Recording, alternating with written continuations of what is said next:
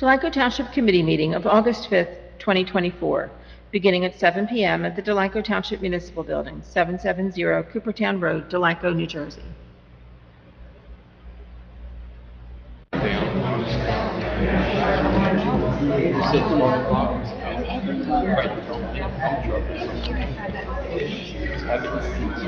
Mayor, we're recording. All right, very good.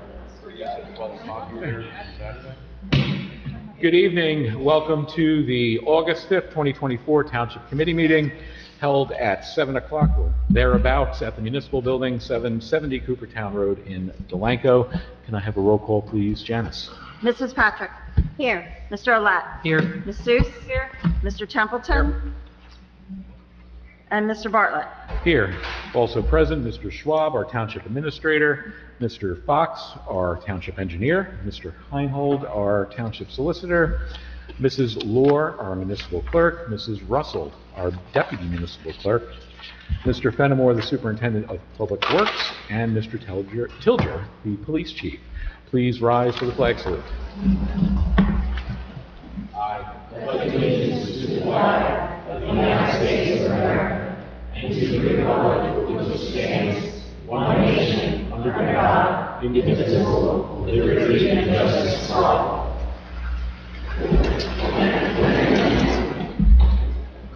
The sunshine statement, please, Janice. Please be advised that proper notice of this meeting has been given in compliance with the Open Public Meetings Act in the following manner. Written notice has been mailed to the Burlington County Times and Courier Post and published in the January 4th, 2024 editions. Written notice has been posted on the official bulletin board of the Township of Delanco at least 48 hours prior to the meeting. This meeting of the Delanco Township Committee may be transmitted via live stream on YouTube video.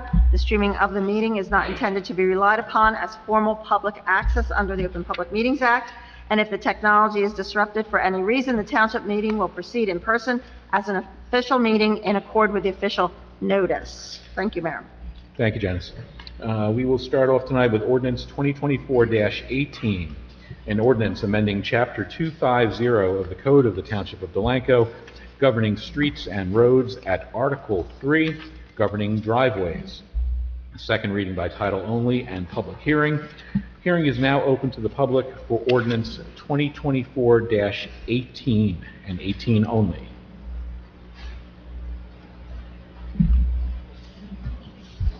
Seeing no members of the public coming forward for Ordinance 2024-18, we will close that hearing to the public, and I'll ask for a motion to approve Ordinance 2024-18. So moved. Second. Motion by Ms. Seuss, second by Ms. Fitzpatrick to adopt 2024-18. Roll call, please. Mrs. Patrick. Yes. Mr. Olet. Yes. Ms. Seuss. Yes. Mr. Templeton. Yes. Mr. Bartlett. Yes. Ordinance 2024-19, amending the Township Code at Chapter 193, governing Hawk Island. Second reading by title only and public hearing. For those here, originally in 1978, the Township Committee decided to enact an ordinance that closed Hawk Island from 10 p.m. to 6 a.m., and it also prevented possession or consumption of alcoholic beverages at any time on Hawk Island. Reading through the meeting minutes of the Township Committee from 1979, there were notes that people were removing dirt from Hawk Island and trucks were tearing up the streets. And a month later, they determined that it was a construction company taking dirt out. So a month after that, they decided just to close Hawk Island as the response to people taking dirt out of there. So the response was simply close the island off to everybody at all times. And then the Township Code governing Hawk Island was then adopted, which is still here to this date. That simply states the entranceways to a tract of ground located in the Township of Delanco, known and designated as Hawk Island, which is owned by the Township of Delanco, is hereby closed to access to or from Hawk Island, and the Police Department of the Township of Delanco is hereby directed to post appropriate signs on the property in question and to treat any persons using or attempting to use the ground as trespassing, subject to the penalties as provided under the trespass laws under the state of New Jersey. Now, not only is some of the existing code factually incorrect, Regardless of what is actually in the code, Hawk Island has continued to be used illegally by the public, the majority of which are simply want to take in its beauty of its natural preserved lands. The goal of this updated ordinance is to thoroughly update the code in order to not have our residents be treated as criminals for simply taking a hike on the man-made trails, but also to be specifically clear on what is and is not acceptable, as opposed to something generic such as no trespassing, which has been in the ordinance for the last 45 years and virtually ignored. Late last year, the Township Committee passed an ordinance authorizing the placement of deed restrictions on Hawk Island on the township-owned lands, to place it on the Green Acres Rossi list, that's the recreation and open space inventory, in order to prevent its disposal or any development of these properties. And it's our goal that these properties be preserved as it is truly one of the treasures here in town. And I signed that deed earlier this year, and it was recorded at the county. So Hawk Island can and will never be developed, and this ordinance here tonight is to make sure for our residents it's never destroyed by the people visiting it. And we have already coordinated with our Public Works Department on cleaning up the trash, and the police are going to be patrolling out there. So this is done for the residents. So now we will open the hearing to the public for ordinance 2024-19 and -19 only. If you have any comments or questions, please approach the podium. I'll grab you, hold on. Please approach I'll go in order that I'm seeing hands raised, or at least I'll try to. If you have any comments or questions, I believe you were the first one up. Just come to the podium, give your name and address for the record. I'm sorry. Okay. I was pointing to, he was up first. 315 Delaware Avenue, it's, I don't know, they call Orchard Lane, it's in the... Your name is Michael Brady, GR81. Thank you. You're in that little section kind of Yeah, off there. and then you can't get, it's not a Delaware problem. I know what you're talking about, My yep. concern is two things. If it's open to the public, which is great, I would like to go back to myself. But where are people going to park who want to come, who, are not within walking distance, okay? Where are they going to park? They end up all, coming back behind my house, parking there. And also, how's this going to be enforced as far as ATVs and stuff? Like, I rode dirt bikes when I was a kid too, and I don't have a problem with people doing it during the day. But they're out there at like 2 or 3 o'clock in the morning, and, waking me up and stuff like that. And I know that the gentleman from the Works Department will come back there with the backhoe. They'll, destroy the area where they used to get up. Within hours, they're back up there again. So, that's my question. Thank you. And I'll leave the question as far as the enforcement to Chief Tilger, but as far as the parking, we're not doing anything as far as allowing extra people to come in there. Everything is remaining status quo. The people are going back there right now. The people are parking where they're parking. We're not creating more for them to do. They're already going back there. We're not opening this up as a park. We're trying to police what's going on now. But I mean, what I'm saying, what I'm hearing, like what you just said, though, it's been closed, and everybody pretty much knows that it's closed. Correct. Now, during certain hours, what is it, during the day, what is it, 10 a.m. to 6 p.m. or something like that, it's going to be open. And the word's going to get out, it's going to be like, hey, let's go back there. You know what I mean? I always wanted to go back there and see what's going on. So I think it's inevitable you're going to attract the people. You know what I mean? That's where my concern is. Are they just going to park down Vine Street? A lot of those people don't have garages. They have to park on the street, and that's going to create a problem. And I'm just thinking that I already see some people coming. But like you said, because it's closed, a man comes and walks his dog and sees this Toyota truck all the time. Is that going to end up being more, and people are just going to look and, that's what I want to know. Yeah, let the chief go as far as I agree. That's going to be an uphill battle we're going to deal with. I agree with you. I think once it is. Use the mic, Excuse me? Use the microphone. So I agree. I think it's going to be a problem that we're going to be dealing with, because it is they are public streets. People are allowed to park on public streets. There's going to be congestion if the word gets out, and it does start getting used, more heavily. Yeah, I think it's inevitable. When you talk about techniques for combating the enforcement part, we're looking into purchasing an ATV. I'm also looking into now, getting up with the times and looking into the purchase of a drone. I'm just in infancy stages of trying to get, some prices on approved equipment that will also be able to assist us, because obviously, the island, we can't get back to all the locations there. So we're going to have to start thinking outside the box to really combat these problems if they do, show their face. Okay, well, I just wanted to, those are my concerns, because I live right there, I've lived there for a long time, and I've grown accustomed to the nice quiet peace back there. Yeah. Thanks, sir. Most of the gestation of this ordinance is really to give law enforcement some teeth and some clarity on the status of the various parcels out there. The township has about 50% of the land out there. There's a large state parcel. There's 2 other parcels that Mr. Bartlett has done basically a detailed title search, that there's some ambiguity there.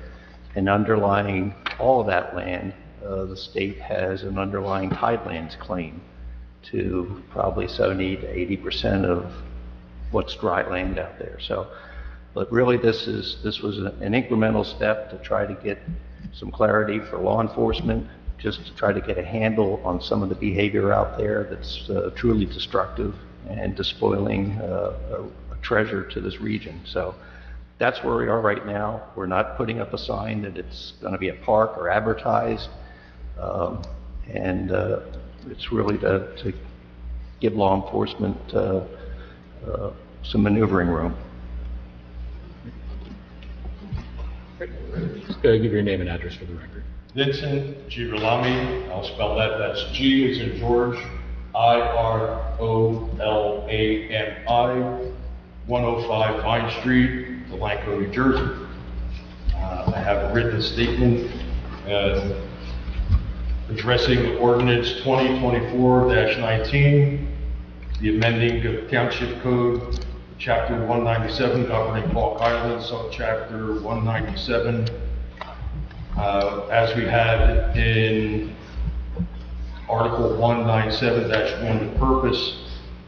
It seems the Township Committee, by this ordinance, wishes to deregulate Hawk Island area and access thereto. Most, if not all, of the activities and conduct described in subsection 197-4, prohibited activities as listed in A and S, A through S, are already being disobeyed and are also detrimental to the surrounding environment. 197-2, diversity of ownership. And I'm sorry, just, I don't mean to interrupt you, just for clarification's sake, and it was corrected in the updated ordinance, it's actually section 193, but. 193, yeah. and in the paper that I have received, it was listed as 197. It was, yeah. Okay, so Yep. Yeah, that was corrected, 193. just so everyone's following the same thing here, just wanted to pull that, you can continue, please. All right, 193-2, diversity of ownership. What, if any, progress has been made on this topic? We know who owns what properties, what portions, and is the township ready and able to acquire any of the properties described as being listed as diverse title issues? The long and short of it is somewhat. The township owns the majority of the land. There is a lot toward the center of the island that kind of makes a weird L shape that is owned by you want to call it a conglomerate of individuals residing in Florida who are pretty much absentee owners. Is that a good way to describe it, Jan? Definitely absentee, there's no activity out there, but Right. The township has acquired several of the lots over the years through either a tax sale or other mechanisms. Right. The New Jersey DEP owns the lot surrounding the lake out there. Or who owns any of the lots. Questioning this because in multiple conversations with, township police officers that I had called because of the trespassing of individuals and groups going back into Hawk Island, many times I was told that they don't know who owns what property. They don't know where the township lines are, where private property lines are, where state lines are. So they can't cite any of these people for trespassing or any other violations because they don't know what property they're trespassing on. So do we know now? I do have a map that I was given by Mr. Templeton, I believe it was, that has, it has numerous dots on it indicating different portions of the land. I'd like this back. I'll let you. We have it. That's from the county. That's a tax map. That's an aerial of the tax map. So if on this map, some of the property lines are known, why is it that the township police cannot cite trespassers for trespassing violations? Mr. Heinhold, do you care to? Chief? Getting back to the point, I think the issue that the police, and you can jump in, is there's been a lack of ability to identify precisely what activity can be enforced. And the intent of this ordinance is to make it very, very clear as to what's permitted, not permitted, and to give the police the authority they need when activities that we don't want to see happen out there happen, that they can enforce against those activities. So I think it's a step in the right direction. Certainly the intent of the committee is to take a step in the right direction. And I agree, the 20 plus years I've been here, it was always a gray area. This code will give us, define what is and isn't allowed. Regarding the markings, I can tell you, obviously, we're going to be working together to make sure there is some way of knowing where we're at, the officers are at, because that has been an issue. They can be out there and not know this is private property, this is township property, this is state property. Well, by this map, there appears to be a large section of Hawk Island that is township. Oh, yeah. Mm-hmm. So, I mean, maybe as much. And over the years, there have been people cited for violations. Not recently that I know of. Well, because we were waiting on this code to come into effect. Okay, and 193-3, they have talked about permitted activities. It's in nighttime hours, Hawk Island shall be closed from dusk until dawn. If the island is going to be closed from dusk until dawn, is the gate going to remain closed at night? If so, who's going to unlock and open the gate in the morning, and who's going to close the gate in the evening at dusk time? And we've been talking about that. The gate that's there now, the vehicle gate, that will not be open. Vehicles will not be able to go in there, with the exception of when Public Works or Emergency Services needs to go out there. We're talking about the way. The gate will not be open? No. The vehicle gate will not be open. We're talking about either putting a man gate in there or clearing a way for an individual to walk in there. But the vehicle gate will not be opened to the public. So people will just continue to go around the gate as they are currently? Either around the gate, or we'll put a man gate within the vehicle gate, or a way where they can safely get into there. If the people, right now, like you said, they're going around the gate, up the hill, over the river, through the woods. That's not safe. People are trespassing back there, as it is. We don't want our residents to be treated as criminals simply for walking through Hawk Island to walk their dog. The way our ordinance is right now, Chief Tilger or his officers could go out there just for someone walking their dog or taking a hike. They're a criminal, according to our ordinance. That's not what we want. Yes, I do see individuals walking their dogs back there. It's, a lot of this doesn't bring into question, people that are walking their dogs and leaving you know, they're walking their dogs, they're in there for a half an hour or whatever brief period of time, and they leave. You know, this is a question of people on the weekends that are coming, as I will state later, coming with out-of-state tags, Pennsylvania tags, Maryland tags, Virginia tags, Connecticut tags, New York tags.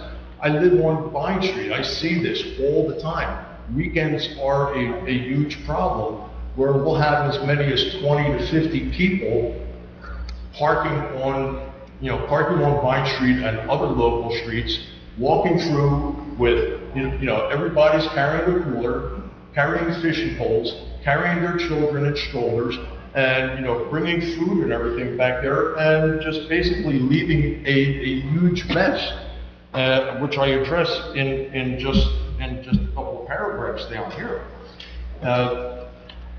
I have seen, as I'm reading, I and others have on many occasions witnessed groups of trespassers leaving Hawk Island at 10, 11, and 12 o'clock at night. So it's not the people who occasionally come down and walk their dogs, it's the people who come in and party and stay, you know, until all hours of the evening. And if I could just respond to that, and there's the issue, and that's where this will hopefully clarify a lot, because you can't treat one person one way and another the other. So up until now, so the person walking the dog should be getting cited just like the person, you know, being guilty of one of these acts. Okay, if that, you know, if it has to be, then that, you know, it has to be. But we also, we try to treat our residents well, and we understand people walking the dog are quite different than people out there riding ATVs, doing, you know, acting in a way that is just, you know, disorderly in a sense. So if you treat one thing, you got to treat. We're trying to be consistent with the enforcement. This is going to make our job easier. I can understand that, but also I don't see people walking their dogs at 10 o'clock at night. They're coming out, you know, 10, 11 o'clock at night after they've taken their dog in. You know, the dog walking happens during the daytime. And a lot of things happen in the daytime. And regarding the coolers, a lot of times you see them enter, but they go into an area that we can't even enforce along the beach. I was down through this area just a few days ago, so I'm just recently more familiar with the obstacles of getting a vehicle or even walking down there. It was pretty, there's pretty cliffs and at times difficult walk. And I understand that, you know, I'm there on a weekday. We're calling township police on the weekend because there are multiple people down there. So now instead of there being no one down here, there's 20 or 30 or more people, which is a safety hazard to law enforcement. Mm-hmm. So I understand this, but, you know, what I'm addressing is that in my view, opening this area up is not going to solve any of these problems. It's just going to exacerbate all the problems. I mean, I agree that there's going to be more people, but I also believe that this is going to give us substance that we can act more on. That would be one of the things that I would hope would come out of it. So if I can continue,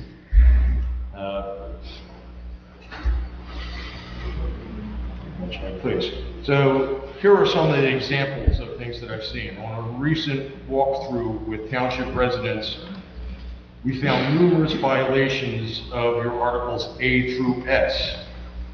These violations are multiple piles of trash. Most, if not all, with empty alcohol containers, mostly empty beer and liquor bottles and cans, bags full of trash. It's unbelievable the amount of trash, okay? Loose trash strewn about the beach area and trail areas. This was shocking and disgraceful to observe. We noted several obvious fire pits, food containers, abandoned barbecue grills and cooking items. Even in one area, a collapsed tent with obvious long-term encampment items, and all in clear violation of of section S, pack in, pack out, leave no trace behind. So what are the penalties that are set forth in, 1 through 14 of the Delanco Township Code? Once we see that there are people who are not observing the rules and not packing out what they bring in, what is the penalty to give to these people for having committed these infractions? I don't know what the court imposements are financially or anything yet. You know anything about that? I would refer to the solicitor. Just explain the process. What's the issue that? Oh, you'd be cited, ordinance violation, which, it could be, it depends on how the court rules it. It could either be paid through the fines bureau, or they would have to come to court. I don't know what Maximum fine for each offense is $2,000, that's per state law. Okay, so this would be handled kind of like a summons, kind of like a traffic ticket. Correct. Where, you're given a traffic ticket and they to appear in court. Correct. Paid fine. Correct. And hopefully a hefty one. Continuing.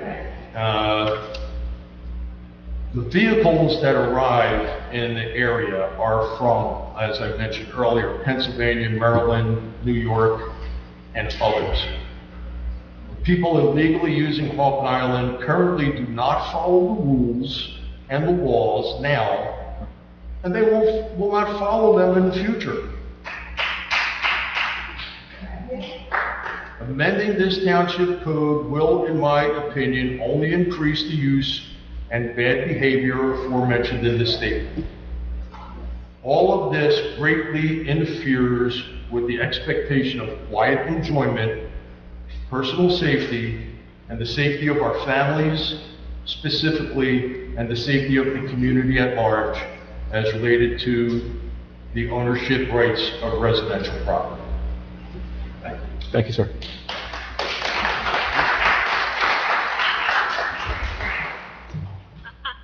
If we do nothing, this continues. These issues continue. So we have to start somewhere, and we have to have a starting point so we can have enforcement to stop these issues. If we don't do this ordinance, it's just going to continue to be the same issues.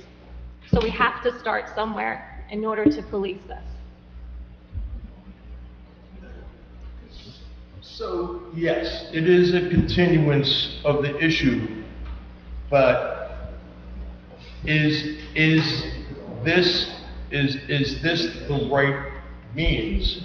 And if we find out that relatively shortly that all we have done is just increase the number of people who are acquiescing Hawk Island, and the amount of trash theft, and the amount of violations, and everything else that's going on, if it just not only just continues and we're able to do something, but if it explodes to a level that is more than unacceptable as it is now, how do we address this? Do we continue to just call, township police again and again and again and again and again?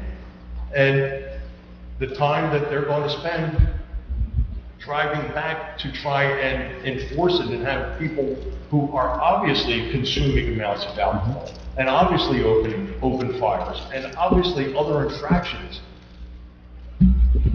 What do we do? How do we address it? How quickly can we turn this around to the point where it's either completely done with or down to such a minimum that it's almost not noticeable? It takes a month to get an ordinance passed, so a month.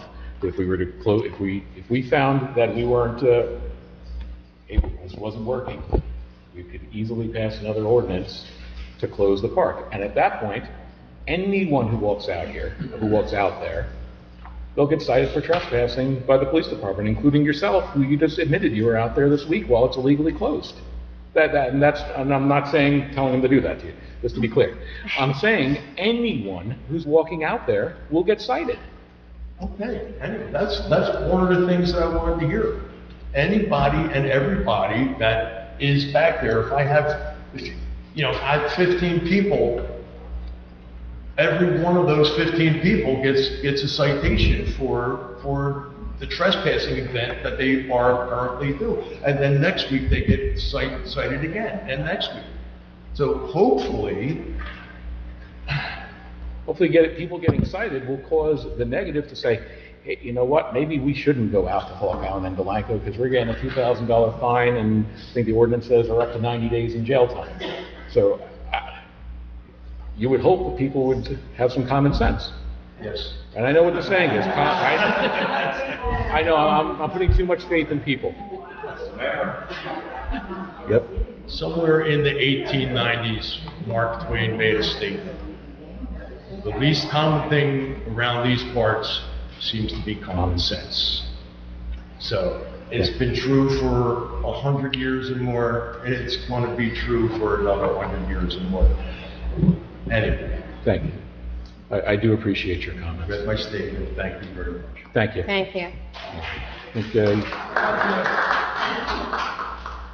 Hello. Hello, just name and address for the record. Jennifer Werner, VERNER, 100 Walter Avenue, right across the street from lovely Hawk Island. I've been dealing with this crap for 35 years. You probably know me, I call so much. I do. Yeah. He covered a lot of what I was going to talk about. Like the trash, what he was saying, and I don't think John and his guys should be responsible for cleaning that up. I mean, that's not right, take it in, bring it out, that's not gonna happen. Someone that I know went up there to check out to see what was going on, because there were so many boaters going on to the little beach out there, not at the point. There was tons of people out there. He came across a woman taking number 2 right in the walkway. Right in the walkway, and then they had a pile to the left that's full of dirty diapers. It's disgusting. Why should he have to clean that up? And then another thing, nobody's addressed the lake up there. I mean, who's going to be responsible when someone drowns? Unfortunately, There's been drownings up there. unfortunately, the lake, that is owned by the state of New Jersey. That's not owned by the township, that's not owned by any of the private individuals. Yeah, that's not going to stop people from trying to sue you. You know that. That's not going to stop them right now either.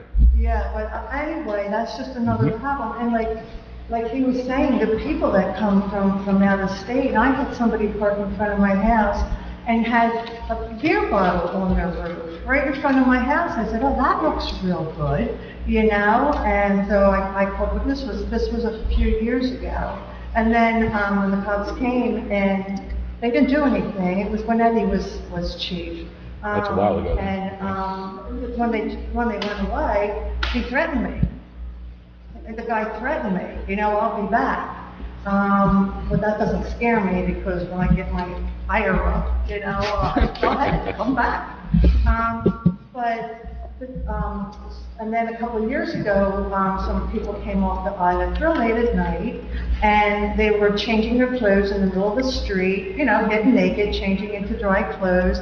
And then the next day, when Anthony went outside, there's all drug paraphernalia in the middle of the street, needles and stuff. And that's what goes on up there. It's horrible. The answer is get these guys some quads, right? We're working, and the committee's doing a good job working with Get us. some quads so they can, and you know what, as far as the walking and the hiking and the running and the biking, what the heck's Pennington Park for, And I don't care if somebody like that goes up there. The fishermen, have you been down there and seen all their crap just laying there? All their empty bait containers, their lines, and their hooks, and their hanging, And I've been woken up so many times. The dirt bikers and all, you think they're going to say, they go up there now. They don't care, trespass it. I asked them to have a Spanish sign so they can't say, oh, no speaking English. Well, you know what? They can read it, they go right by it, and I don't know how I haven't gotten to a The people who can read English go right by it as well. So I don't think the language, we could put French, German, and Russian up there, they'll still ignore it. That doesn't bother me, but this trash and the dirt bikes and, the toilet stuff and the loud music, oh my God, it sounds like it's right in my family room. I live right there, right at the dirt road, And all this stuff is a joke to me. It's a joke. I mean, I can understand you're trying to do something good. It's not working. People are ignorant. we They have no haven't- respect. We haven't done anything yet. We for it haven't- not to work. We haven't Now, operated I mean, under these rules yet. It's not going to work, you know. But is the It's answer not to do fun, nothing? you know? Is the answer to do nothing? Like, I understand all your concerns, but what do we do? Do you guys have a better option for us? This is the only option we Well, like have. you said, you open it up. You think that's not going to get around? It's closed now. It's closed now. It's not working for you, is it? But at least the police can then have the authority to do something. Right now, they don't. I mean- Easy. One at a time, please. You're going to change the ordinance One at a time this evening. We have to be in order. to this, but why can't you change it to where it helps us, you know? How would you like to have a bunch of people parked around your house and coming off the island? You don't know what time of night they're coming off. Yes, sir.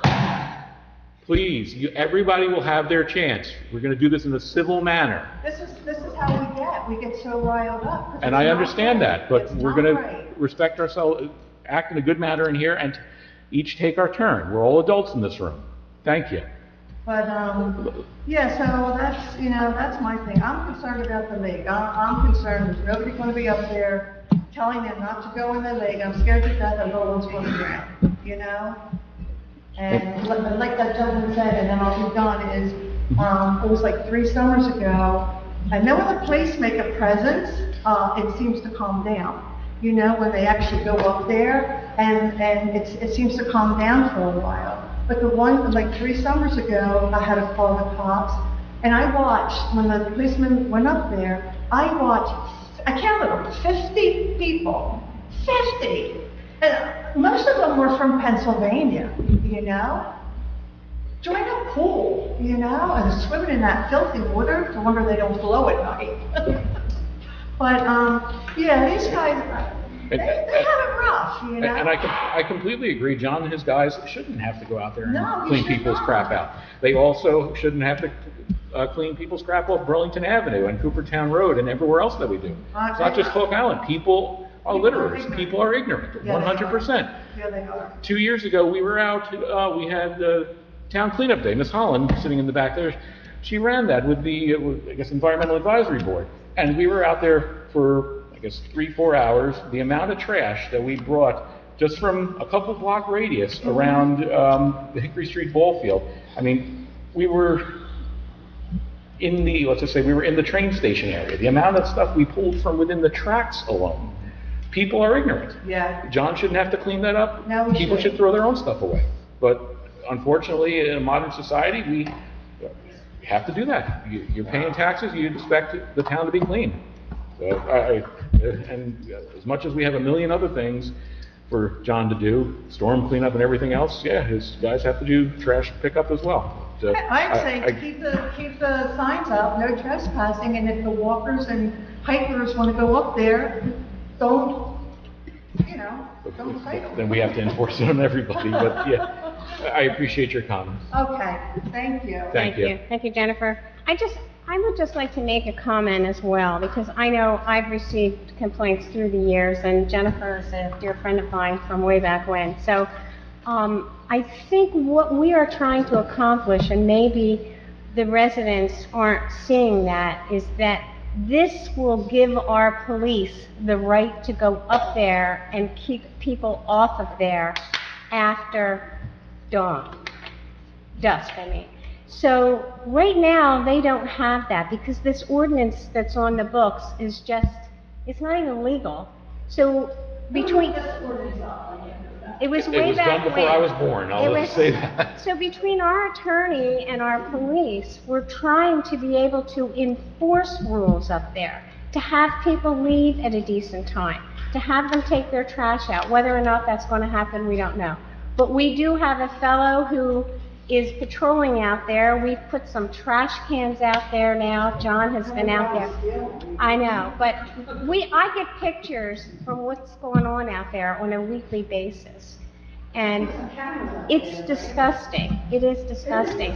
But this may help us stop it, because the police right now, according to the ordinance we have, they don't really have the authority. We're giving them the authority to go up there. We're going to purchase the vehicle that they need to go up there. And I would think that when it's dark and if you hear something, call the police. Let them know so that they can start patrolling and the word will get out. And I really think that if Delanco starts to patrol after dusk, that these people will realize this is not their party area anymore. Yeah. And I think that's the intent. That's the intent of this ordinance. The intent is not to have it flooded by outsiders. It's actually to try and enforce what we want to go on up there so that at a certain time they're out. And if they're disobeying it, at least the officers have the teeth that they need to summons them, to give them. I rocked one time when somebody was buzzing around at 1 o'clock in the morning. This was years ago. And I went up there, I was so fed up. I'm sorry, if you could just go by the microphone, only so Bev doesn't freak out when she does the minutes. Years ago, yeah, and somebody was up there on a quad, and they just making all kinds of racket, and it went on and on and on, and it was like 1 o'clock, 1:30 in the morning. I called for the police, and I know that's not a priority. They're busy doing other stuff, so it took them a little while to get there. So I walked up to the top of that where the gate is. I walked up to the top. It was more open then, and I picked up a big rock, and I'm standing there like this with my rock, and the police officer finally comes. He says, "Ma'am, what are you doing?" I said, "I'm gonna chuck this rock at this guy when he rides by." And he's like, "No, don't do that. We'll take care of it." But that's how you get, Anyway, I'm done. Thank you very much. Thank you. Thank you, Jennifer. Chief, not to put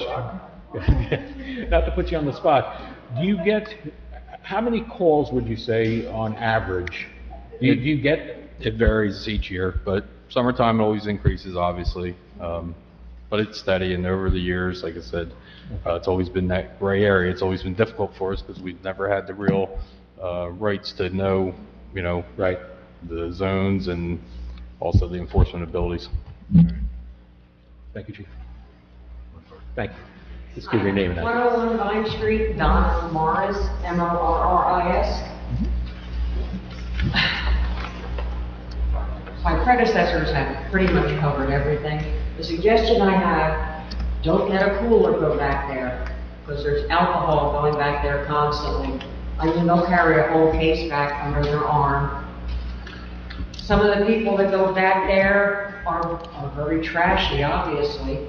And I don't know if they have the wrong upbringing, because I walked up my back door one day, and here is a gentleman standing in the right-of-way, taking a whiz on the beach. Not cool, about 30 feet away from me. A lot of people that go back there don't follow rules, even common sense rules. How are you going to enforce the rules? Then they're not even going to understand what the rules are, most of them. I mean, Well, I know we're going to run you guys ragged. Honest. That's all right, that's what we're here for.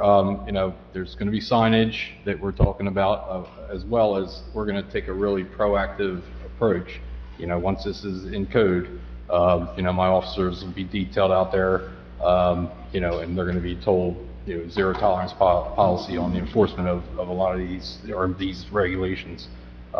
Because without us actually using the power to enforce it and citing them, obviously nothing's going to change. Thank you. Thank you. But we're gonna need your help too. I mean, you see someone pulling up and getting the case of Corona out of the back of the car, call the police. Consider yourself deputy. Where else are they going? Nancy, 105 Vine Street. 105. You got her name, Beth? I did, I'm sorry. Just give your name one more time for her. Nancy Sakat, SACCA, 105 Vine Street. So, if you decide to open this up, not for vehicles, but just for walk-ins, and a lot of people come, and I know the streets are public property, anyone can park, but then we have to deal with just car after car after car after car, blocking our driveways, blocking the fire hydrants, and people just partying all up and down our street, which is what we've been dealing with. And I think that's going to become even a bigger problem when you decide, because they're not coming by walking, they're coming by cars. Right. And they're taking up, everyone's street, which I understand they're entitled to do that, but we have driveways, we have fire hydrants. Yeah, they're not entitled to block your driveways, they're not entitled to block fire hydrants. We're and nervous if they- wreck sometimes when we see them, we're in our backyard, they're out front, we have to watch and make sure they're not hitting our car, because they're out there with their coolers, they got their, their pickup trucks and the backs down, Right. they're sitting there. We have to watch, and we don't want to say anything because we don't want retribution, so it's, it's a little scary. As far as parking in front of driveways, blocking hydrants, if someone is doing that, you can call the non-emergency number, 461-1515 or 911, it's easy to remember. And we've called quite a few And times. they'll go out there and they'll cite them. We actually had a police officer come out and saw a car, was towed within like 15 minutes, well, we're looking for that guy. Exactly. And so you don't know, what their agendas are, someone could be very nice people, but some of them just, they don't care about your property. And that's my biggest concern. Yeah, I have concerns what they're doing back there, but what they're doing on our streets also.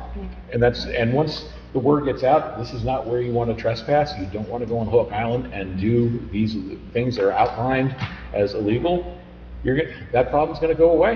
That's the hope. And They're also, there now, and we can't do anything about them now. you can always call anonymously too. You don't have to give your name when you call that We number. call. We've been here 3 years. And we've been But if you're dealing worried with about any retaliation or anything They like have that. a peach tree, and they come up and take the, peaches off the trees, and it's a big deal to us, My neighbor, we were sitting there one day, and this one guy comes up, decided to sit under her tree because it was hot. She had got some, please get off my property. We had to deal with this all the time, in one respect or another. I've been saying this too much lately, you can't fix stupid. I'm afraid that with what you propose to do, now we're going to have a bigger problem and calling the police constantly because these people are on our streets and they're, wreaking havoc. Thank you. Thank you.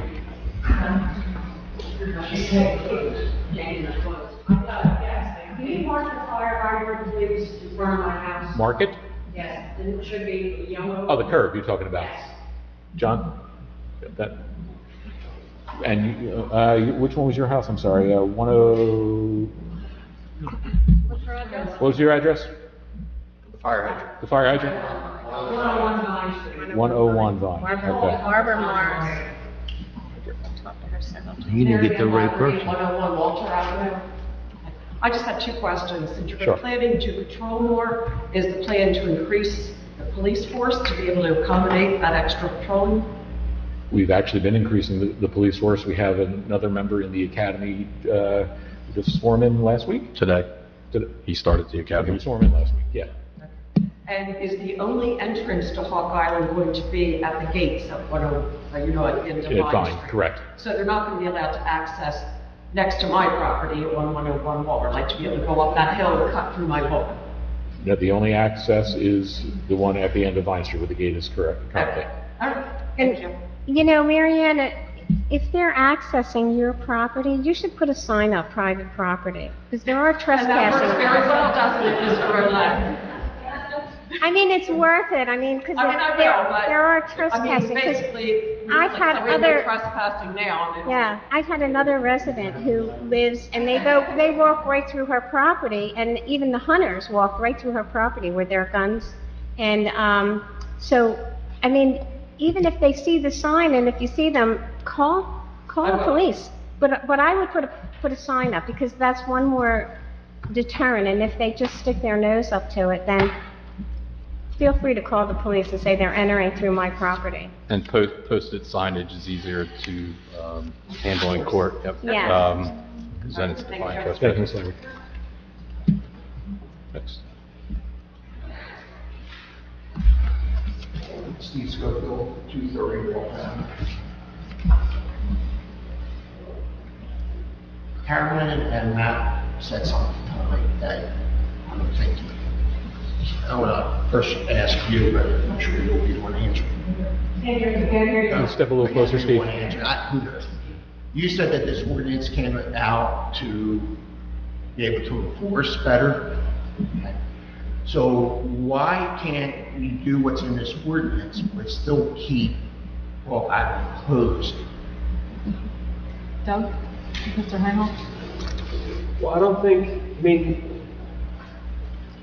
unless I misunderstand what the overall issue is, the issue isn't just about trying to correct the negative activity out there, but it's also about trying to understand that we have residents who are accessing that property in a positive way and doing no harm. And that is my second question that I was going to ask Matt, for what you mentioned.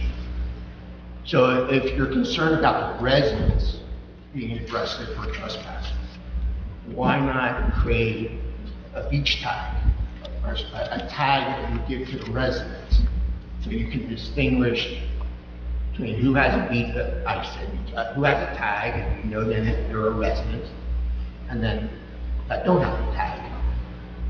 You do have parking down to the Delaware River. You know, I'm not allowed to park down the Delaware River. After hours. But the people that do around it are. So if you're concerned about a resident being arrested or summoned for trespass, Right.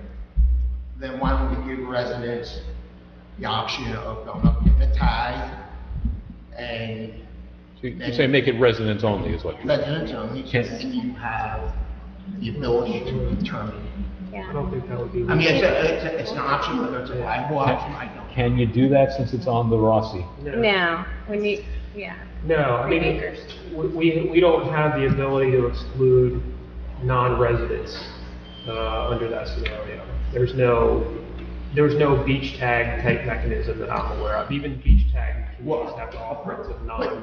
Is that because of Rossi, or is that for a different? Because you do have parking permits. I'm a resident, but I still can't park down near the river unless I know someone, or I'm assuming I can get a permit, a parking permit, I'm allowed to park there. I don't necessarily agree with that either, but that was done before I was on committee. So, and then if that's not an option, then how about the people that are concerned about parking, get them a parking permit that no one else is allowed. But I'm afraid when that happens, we'll just keep moving down, the street. Yeah. But you have a couple options that I haven't heard tonight, when they're not derivable. Yeah, I mean, this is not an easy issue, as indicated by the comments. And I think it's something that the community,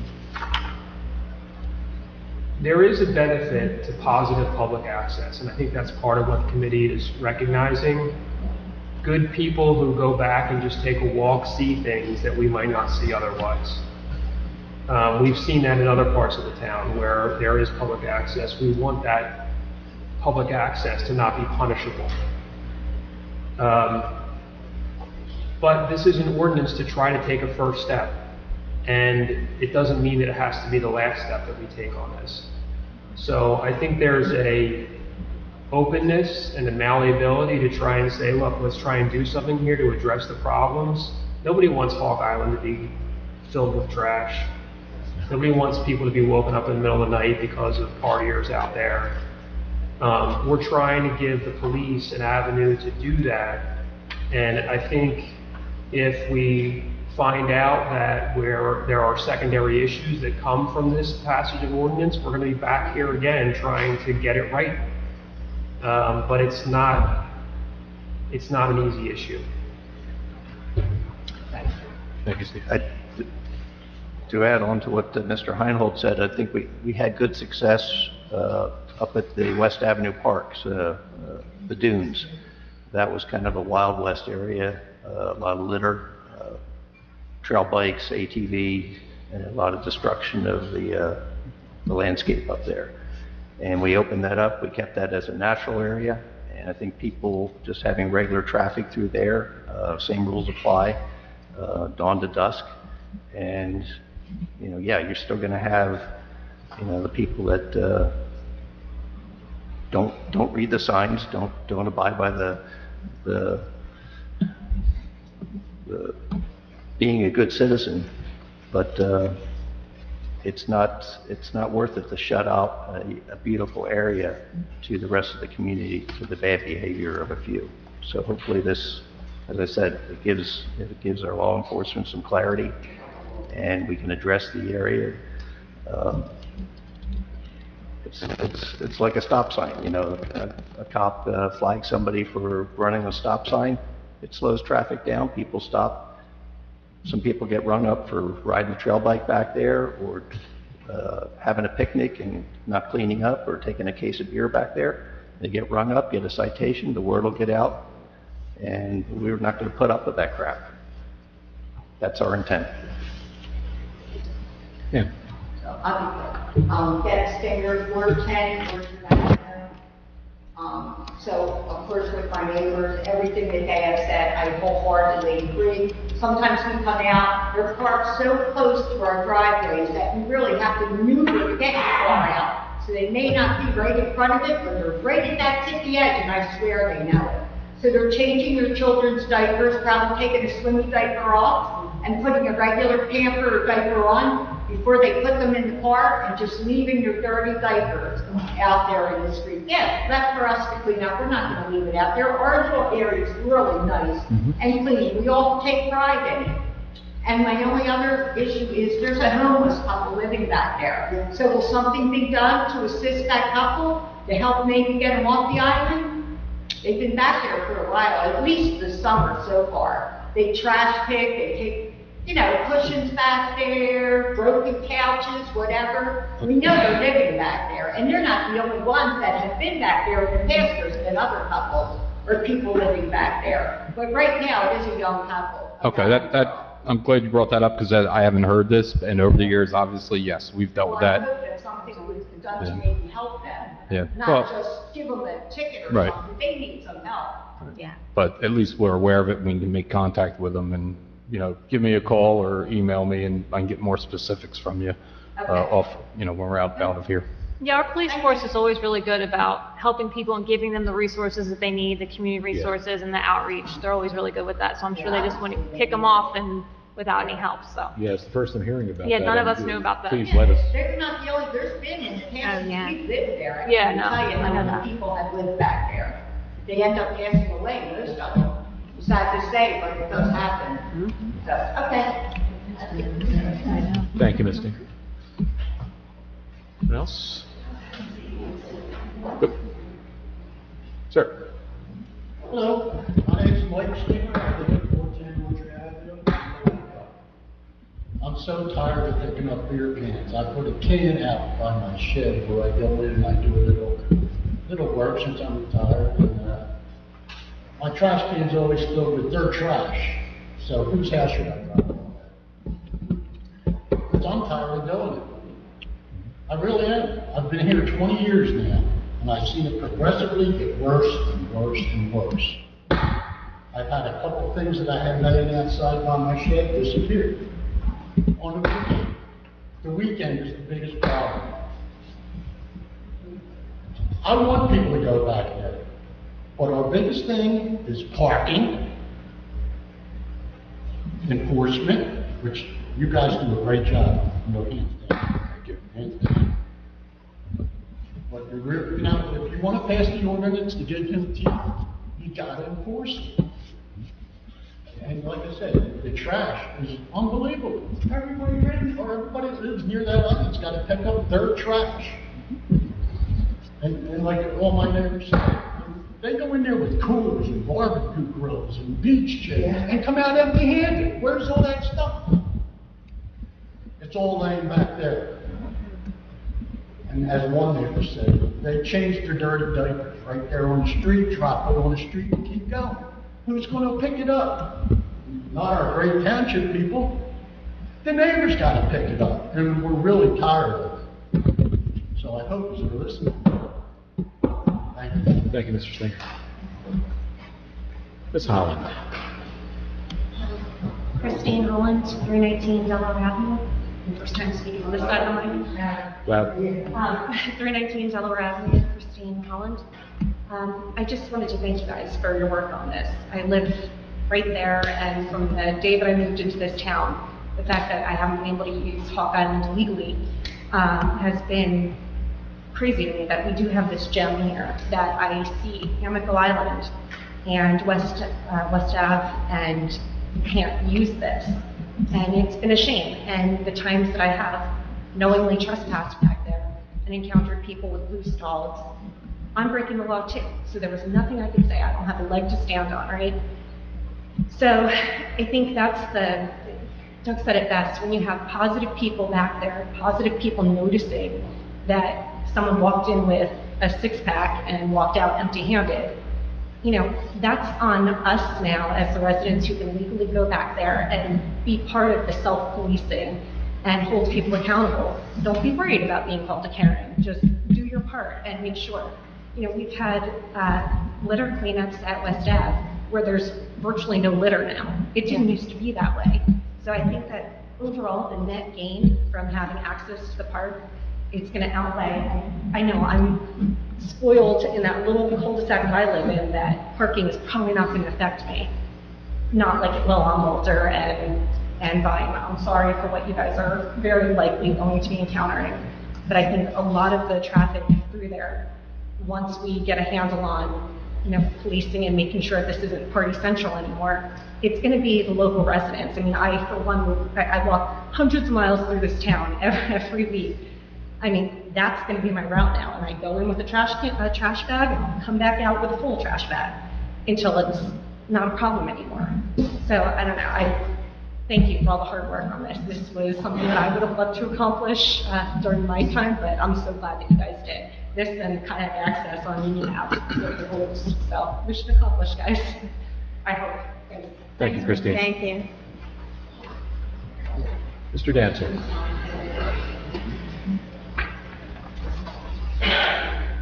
Rob Dancer, 10063 Street. Christine just stole my thunder because that's almost exactly what I was going to say. I've been considering coming up to these meetings several times to ask why we don't have access to Hawk Island. So it's great that we're actually working towards that. That's fantastic. I walk all around town myself, and I would love to walk back to Hawk Island, but when the police years ago put out that threat to find people, I was like, I'm not going back there. But I hope there can be some kind of solution with all the people that, you know, do leave the trash home, because that's not good. But it is public property. I've been amazed that we haven't been allowed back there yet. I have no idea why. Nobody's ever heard of fear of that. So I just want to say thank you for addressing it. Thank you, Rob. Thank you, Rob. Anyone else? Going once, twice. Mr. Stinger. Will the police officers be able to issue citations for littering? Yeah. Oh, yeah. What's Oh, that? yeah. Open out, yes. 100%. Yep. Can you allow to check coolers? We need search warrants for certain things, but if we have them with the open alcohol, then So if I took it and it opens up. if we get there and it's open, They'll figure it out. Coolers back there, that would deter a lot of Yeah, that should be in the orders. It is. No alcohol. No. No alcohol. Smoking. I don't know if it says no coolers in here. Let's take a look real quick. No, it doesn't say no coolers, but it does say no alcohol, drugs. We can absolutely amend the ordinance to include no coolers. But it would be after we pass it. I see a hand in. Yeah. Ms. Berger, Ms. did Berger, you want you to have a come comment? up?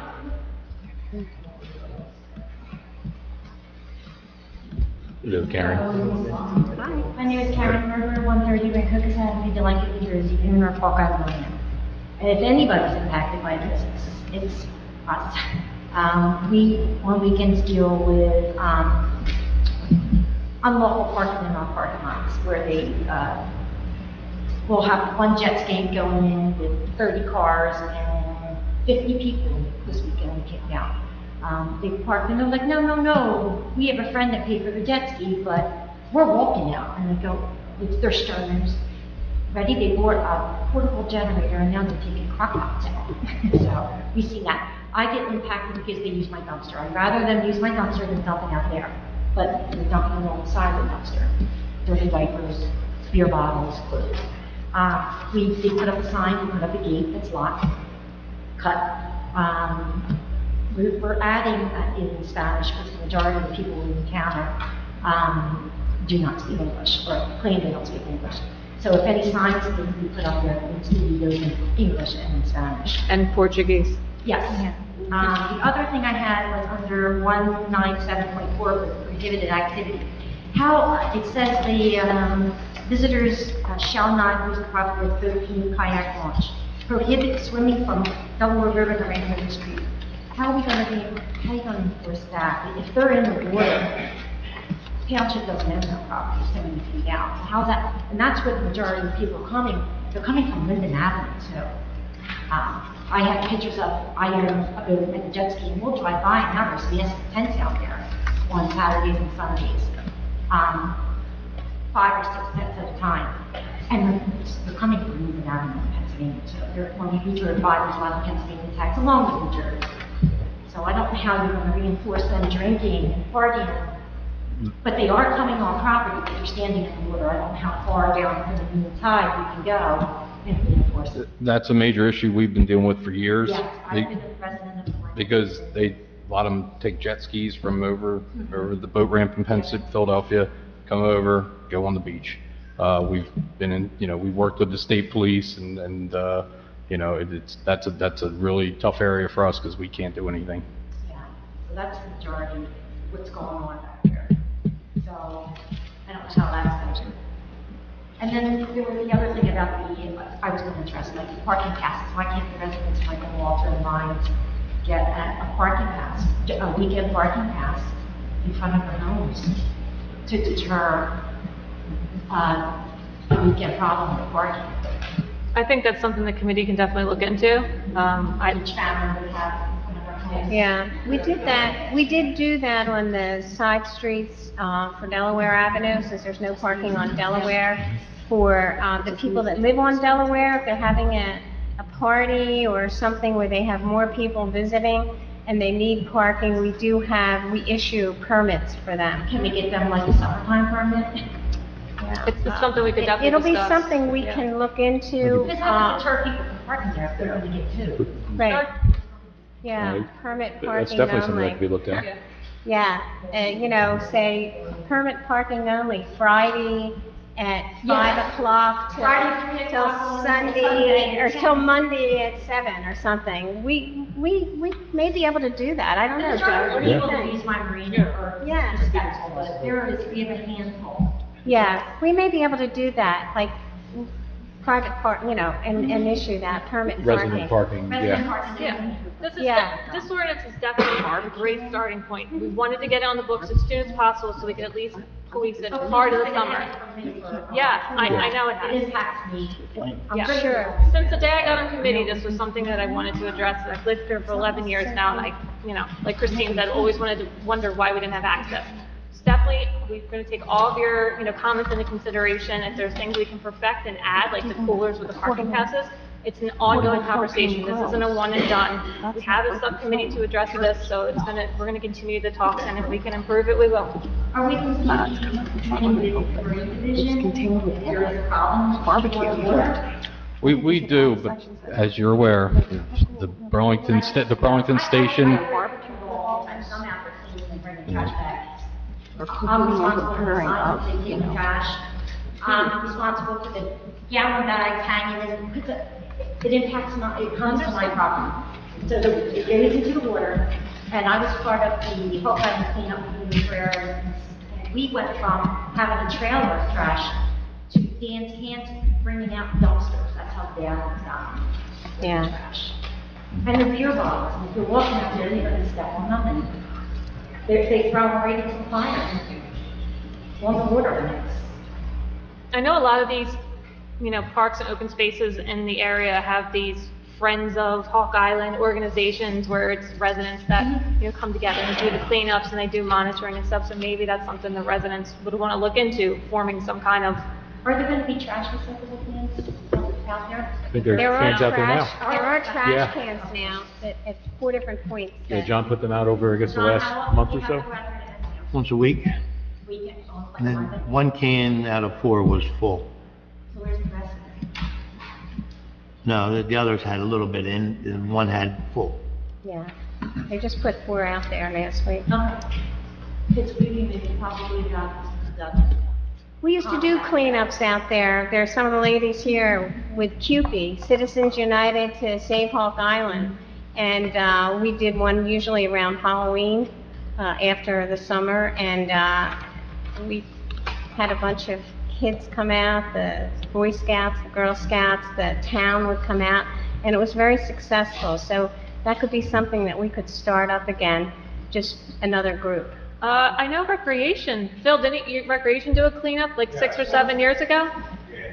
Normally, we do it once a year. We didn't do it last year, and I believe we're going to be doing it this year. Yeah, maybe a couple times a year, especially in the summer.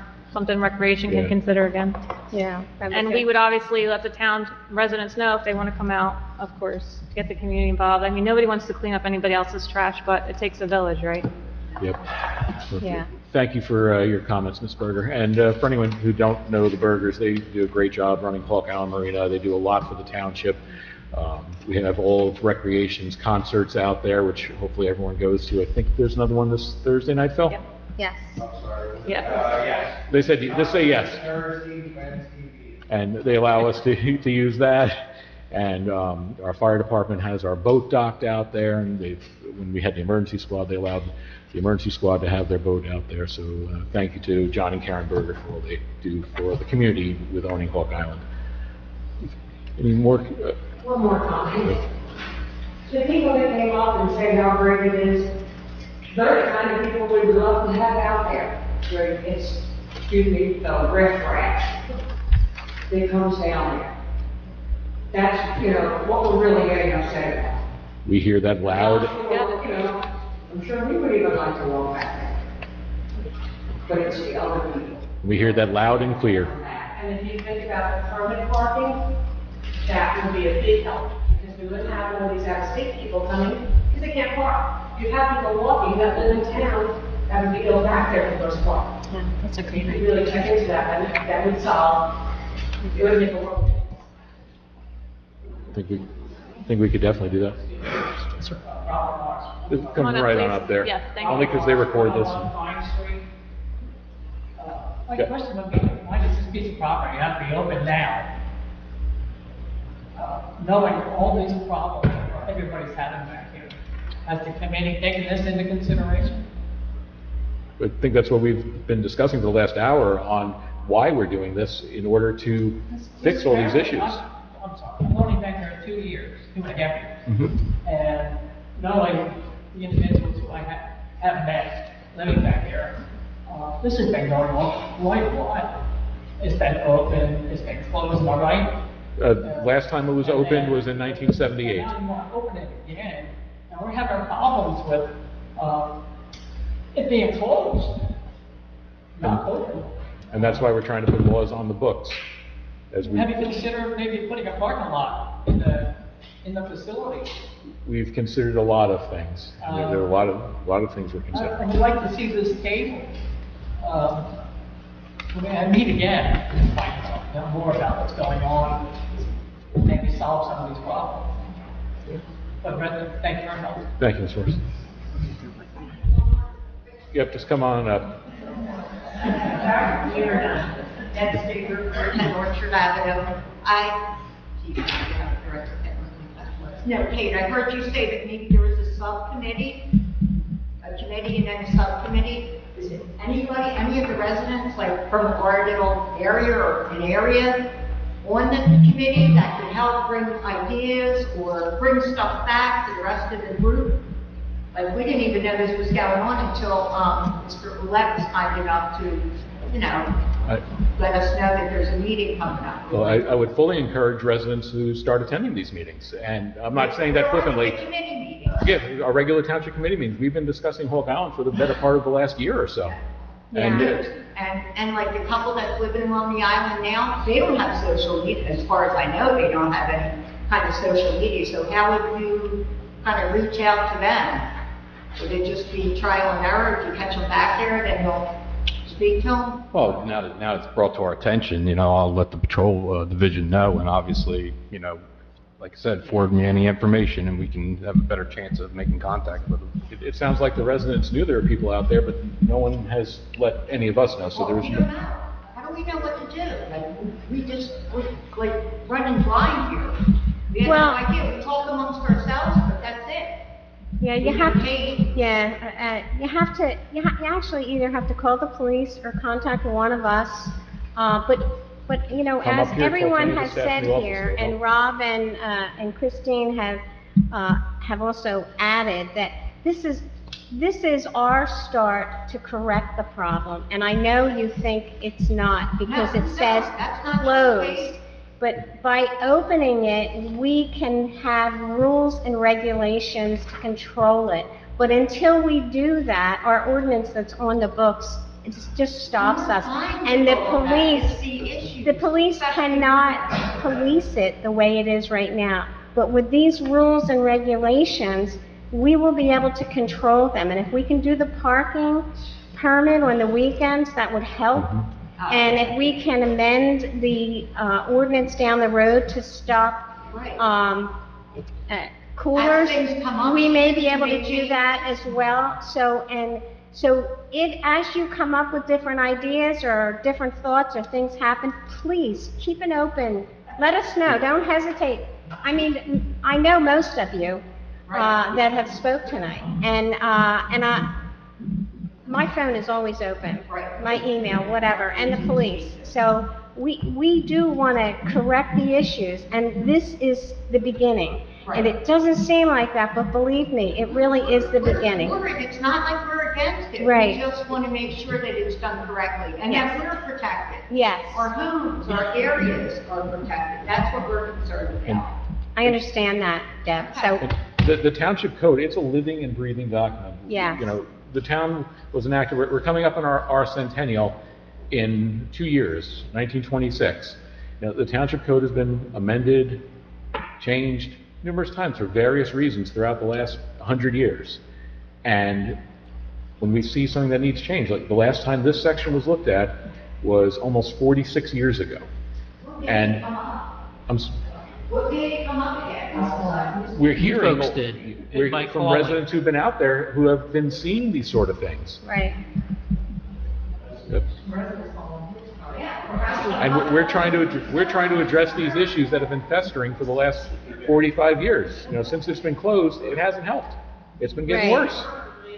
Mr. Stinger, you had another comment? Like Senator 10 Orchard. Kate knows I've been a voter. I was a voter for about 30 years. And yeah, I ran my boat up on the beach out there and had a good old time. But if police call the state police and they go out there and police that beach part, it might put an end to something. Over the years, we have definitely been in communication with state police out at Burlington Barracks. They have a large area to cover and Well, they go we don't up and down control, the and, river all day well, long. but we don't, I water skied out in that river for 30 years and I but see. they do not work for, they do not work for me and we can ask for the assistance. Oh, it's been done. Yeah, it's been done. That's done. You're gonna get a lot more action. And that's been done and we've, And the same with the lake too. If the lake's not owned by us, it's owned by the state. Why can't we call the state police and have them? and we have, 2 years ago, I think it was 3 years, don't quote me on the years, but we worked with them on the detail because we were having such a large problem coming from Philadelphia with people actually having a service where they were charging people money in Philadelphia to come over to Hawk Island. So, I mean, we have worked with them. It's not that we haven't, it's just, you know, it's a problem and we have to get a hold of it and be proactive with it.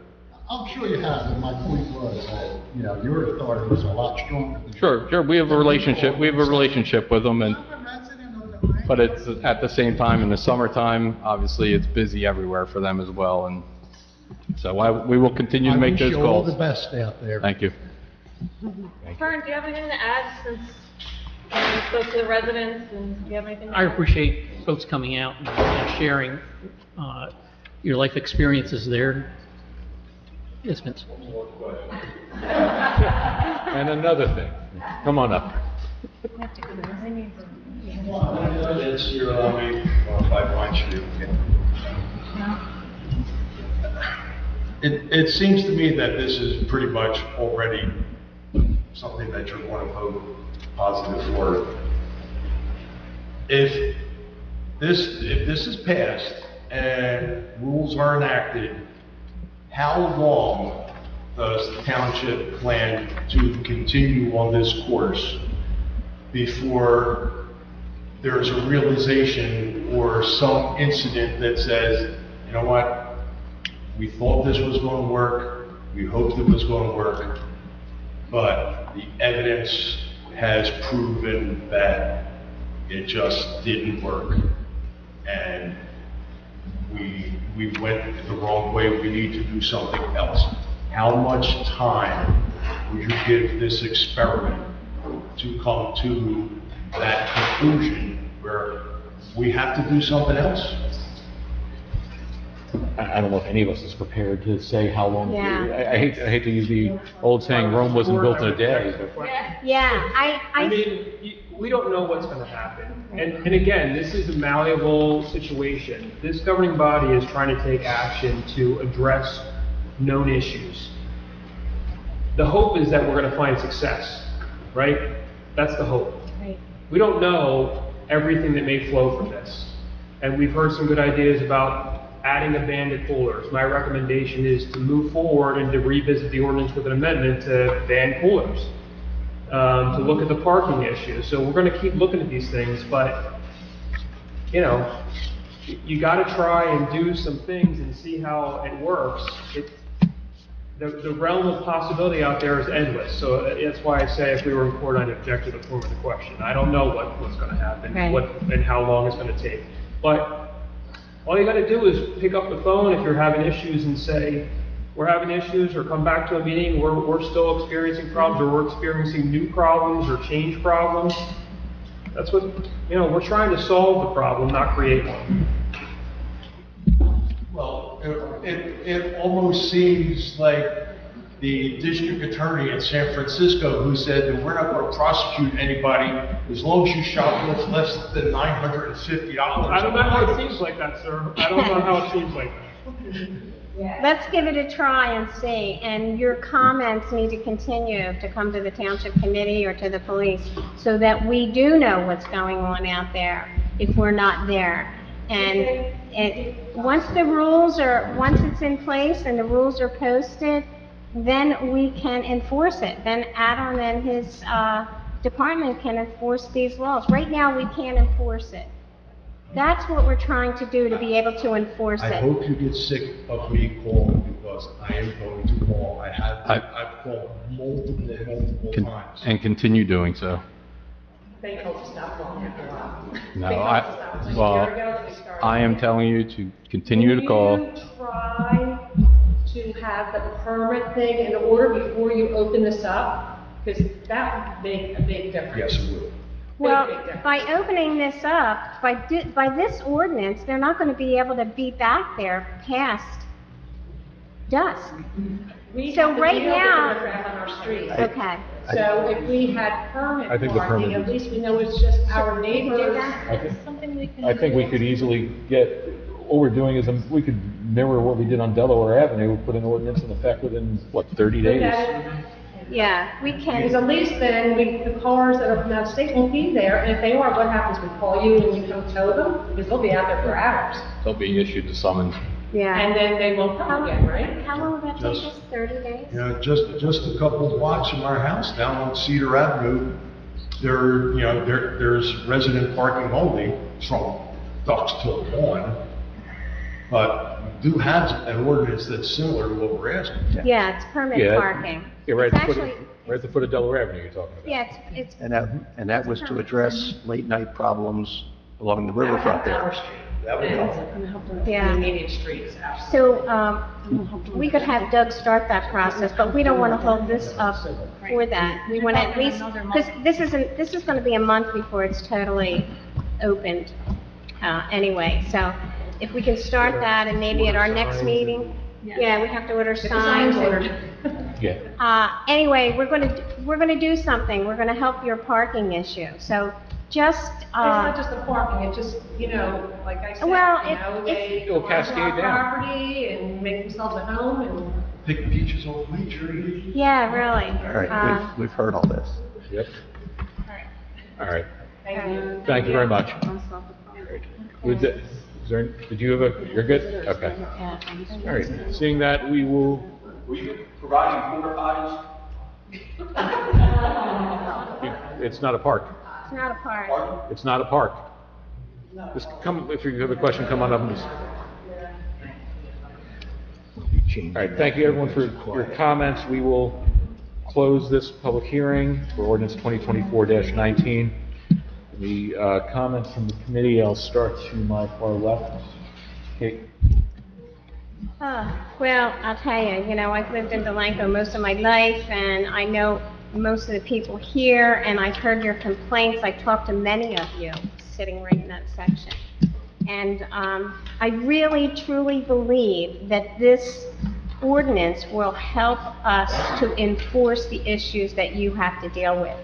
If we don't do this, we cannot enforce what you're asking us to do. That's why we've decided to do this. And it will benefit you. We will work on the parking, and we can probably have that done.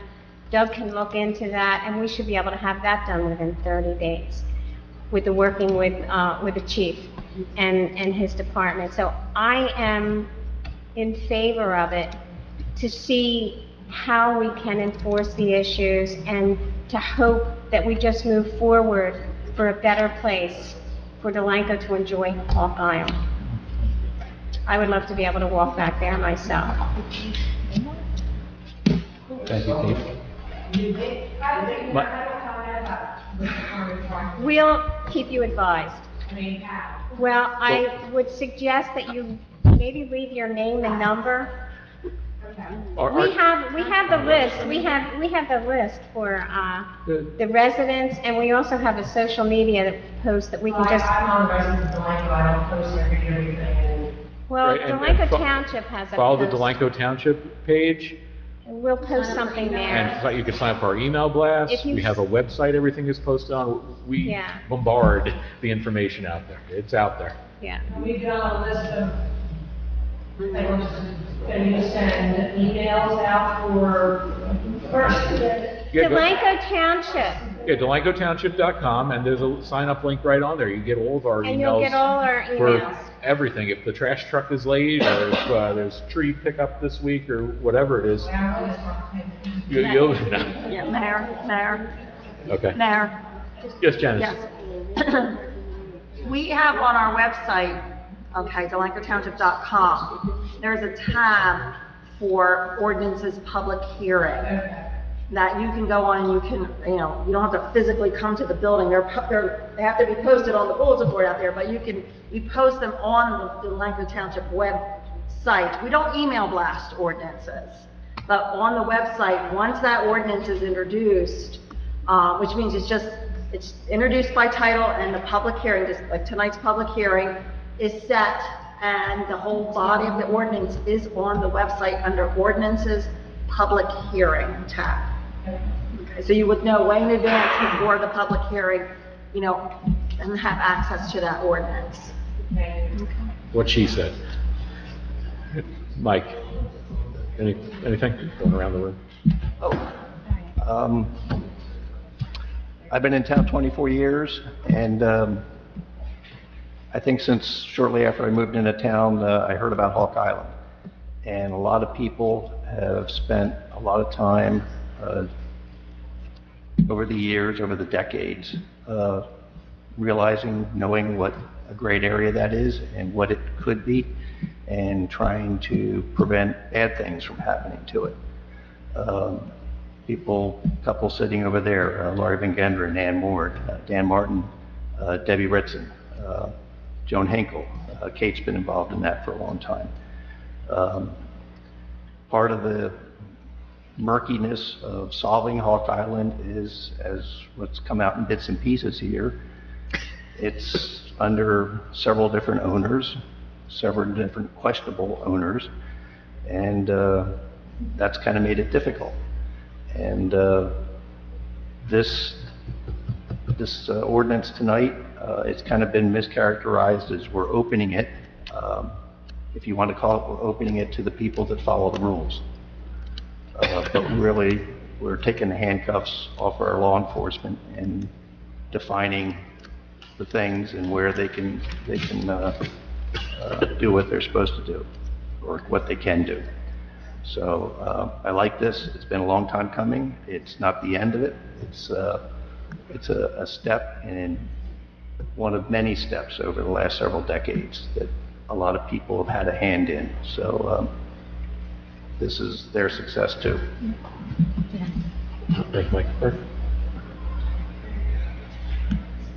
The ordinance that's being presented, as I've mentioned to many of you, gives the police teeth to be able to enforce the laws. And having it open to the public, mainly, hopefully, most of the residents in town will take advantage of Hawk Island and start walking out there and doing the good things of litter cleanup and enjoying the island. If we don't do anything and we just continue what we're doing, the issues never go away. You know, it's like I guess the definition of insanity, where we just keep doing the same thing. And by putting in the ordinance that is being presented, again, with our police department, and we're relying on them and the residents as they walk out there and see things, pick up the phone and call. Most of you know where I live. Come knock on the door. Kate Fitzpatrick, again, we live in the neighborhood, okay? And we're concerned about what goes on over there. You know, we've heard about the gunshots at night and the four-wheelers and the dirt bikes and the miscarrying on. I hadn't been out to Hawk Island probably about a year and a half, and this past week, walking out there, the trash on the point where the folks party, you know, they have boats and jet skis, and the amount of trash, I think it was vodka bottles at the one trail that we walked down to go down to the beach. There were four or five bottles of empty vodka. The one trail we were going to come back up the hill, there was so much trash, trash bags that were there. We had to turn around and go back to go a different route to get back up. But having people who care about our natural resource out there will help get that cleaned up. And I can make a commitment, because I'm on committee for at least 2 more years, that, you know, at the end of the 2 years, that if it doesn't work, then we, you know, I would come back to the committee here and say, it's not working, you know, we haven't been able to make an impact, a positive impact, that it's time to just close up the island and, you know, not allow anyone back there. But to me, that, you know, we won't have to go down that road. We've increased our police department, we have more police officers, and initially, I think in beginning of May, in June, if we have a good police presence out there to discourage the folks and, you know, that are doing bad things out there, that they're going to go find someplace else to go. You know, it was mentioned about Amico Island and West Ave and how those parks that are open to the public have cleaned up. Ms. Holland mentioned about the cleanup days. You know, the last time we did a clean out there that I was part of, I had a trash bag. I picked up 2 pieces of trash, you know. At West Island, yeah. And, you know, so that was a good thing. Where before, you know, you pick up 3 or 4 trash bags full of stuff. So good things can happen out of this, and we just have to think positive. The parking that came, parking permit that came out of the discussion this evening that was mentioned by the residents here is a great idea, and move on that. You know, that should help the parking situation out front of your homes. Will it eliminate the litter? It'll probably curtail it somewhat, You know, can't guarantee nobody's gonna go over and pick a peach off your tree, but, you know, positive things are gonna happen. And when we make the change to, you know, to the ordinances, I'll share the ordinance. You know, I'm not opposed to making copies, and for the folks that abut, or their properties abut to Hawk Island, to share that with you. Okay? You know, the subcommittee that, you're welcome. The subcommittee for Hawk Island and the rules and regulations, you know, next time they go to meet, there's someone from the neighborhood that wants to be part of that, you know, let us know. You know, can be included. You folks are a close-knit 2 blocks of residents, and you know each other, and you care about each other, that, you know, maybe you have a spokesperson that says, you know, we can bring this forward. Or again, come here to the township meetings and don't hesitate to share. So I'm in favor of moving forward with this. Thank you, sir. Okay. I kind of said my piece, and I echo what everyone else has said up here. I think it's a good starting point where we need to be as far as getting the police back there and trying to curtail these issues. We all know the issues are there, and they're not going to stop until we do something. We understand there's additional concerns, and we're going to be addressing them. It's an ongoing process. I appreciate everybody's comments. And Mr. Bartlett, thank you for your work on this. I know you did a lot of research as figuring out who owns what, and trying to get this all together, so we appreciate that as well. Thank you, Carolyn. I don't want to belabor the point. I echo what my fellow committee people have said up here. We can't just sit on our hands and do nothing. We have to try to rein this in from 1979 to now, the last 45 years. I'm originally from New York. I've been out here 20 years now. I've seen what happens when you sit on your hands and do nothing. And we can't allow, we just can't allow that to continue. The bad behavior, like I said before, you can't fix stupid, but we can certainly try. So, before we move to vote on this, we take a 5-minute recess, and then we'll come right back. 5 minutes. We're Back at 45. Thank you, guys. Hey, you could hang out and wait for us to vote. That's entirely up to you. All right, we're going to put the meeting back in session, please.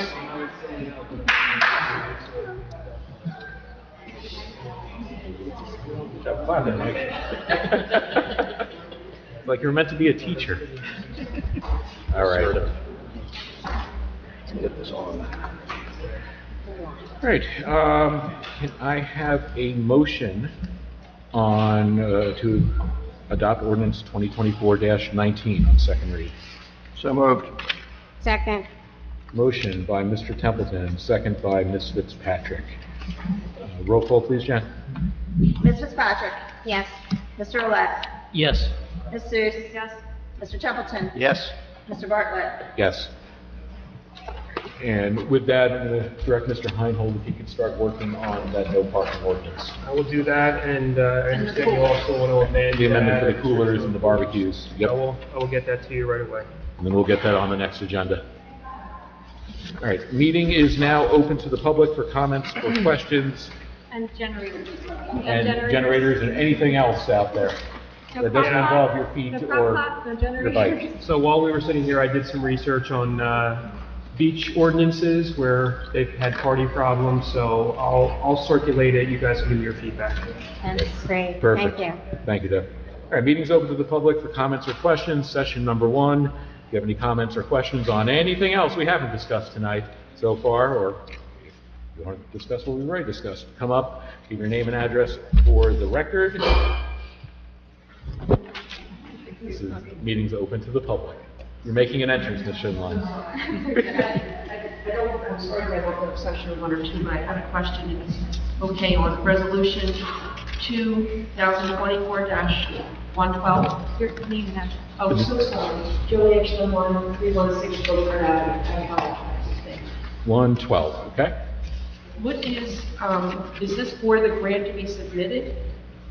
Jan, can you give me the I was making notes. What was the resolution number? 112, the, Question on content. The Lakota grant? the Governor's Council on Alcoholism and Drug Abuse? That's a required resolution to participate in that program. It's gone through different names, CASA, Municipal Alliance, to be able to participate in and receive funding and for that grant. Has the RFP been released and is the proposal been written for these funds? So is this resolution approving a proposal to be submitted? It's not the proposal, it's to participate, and we participate with Riverside, who's the lead agency.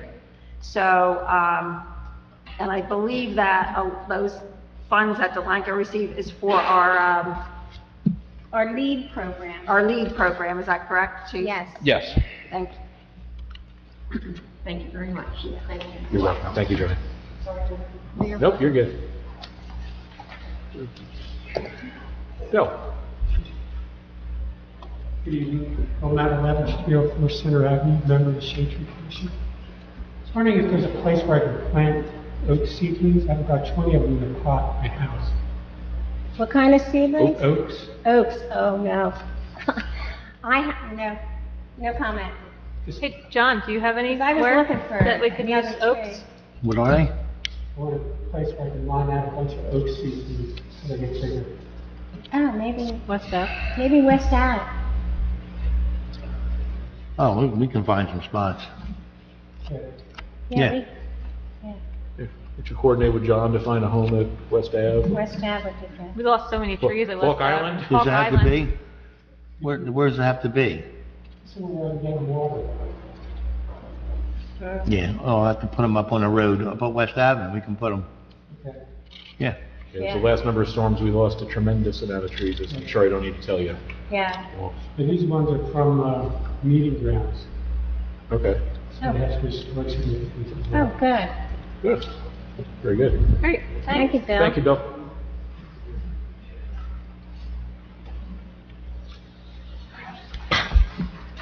And anybody else have any comments or questions now? There will be another session later on in the agenda before the discussion items. Mr. Martin. Dan. Good evening, Dan Martin, 628 Pennsylvania Avenue. I understand that there is going to be a discussion on the traffic study done by the Joint Land Use Boards of Engineering. And I have some comments on it. I've been a resident here for 3 decades. I've driven around the whole time for 3 decades. With the exception of a new road, Stub, and Creek, and Coopertown, there's been no new development of roads for travel in Delanco. I have served on the Delanco Planning Board until this year. In recent years, I have voted against applications. Some applications, including some of the warehouses that have been constructed, because I didn't believe that their traffic studies accurately reflected what was happening. I think because of my obstinance, the planning board has included a traffic engineer that gets a chance to look at the applications, not only a civil engineer. I asked one applicant in the Delanco application, why didn't they study a specific intersection, Beverly Mancurkis and Coopertown Road, in their traffic study? And their response was, because the county engineer didn't ask for it. They never asked anybody, our professionals in the Joint Land Use Board, what areas do you want us to study? That intersection has impact to Delanco. I'm asking the township committee to consider funding the traffic study that we need. There has been a large increase of large trucks on Creek Road. I don't use Creek Road anymore. I've probably been on it twice in the last 6 months. I avoid it because of the trucks and the issues. I never use the jug handle. If I have to go south on 95 or the 130, I'll go into Riverton, take Fairview, or Bridgeboro roads. It's slower, but I know I can do it. On Coopertown, there are many trucks that are leaving fully loaded. Leaving fully loaded, they do maybe 30 miles an hour. There are 2 stop signs getting to about 130 or going to about 295. They only do about 40 miles an hour. The limit is 40. Coming into Delanco, when the trucks are lost, I try to guess how soon it will be that they're doing 20 miles an hour. This morning, I was leaving town in that direction. A truck left Skylark's location when I was not even at the town hall. I was called up to him very soon. Something happened in the township. I don't know if it was township or county, but they decided to make a no passing zones, both all of Coopertown and both All Creek. So you have a truck doing 20 miles an hour. What happens? You're stuck there. I've had people pass illegally. The police were not there.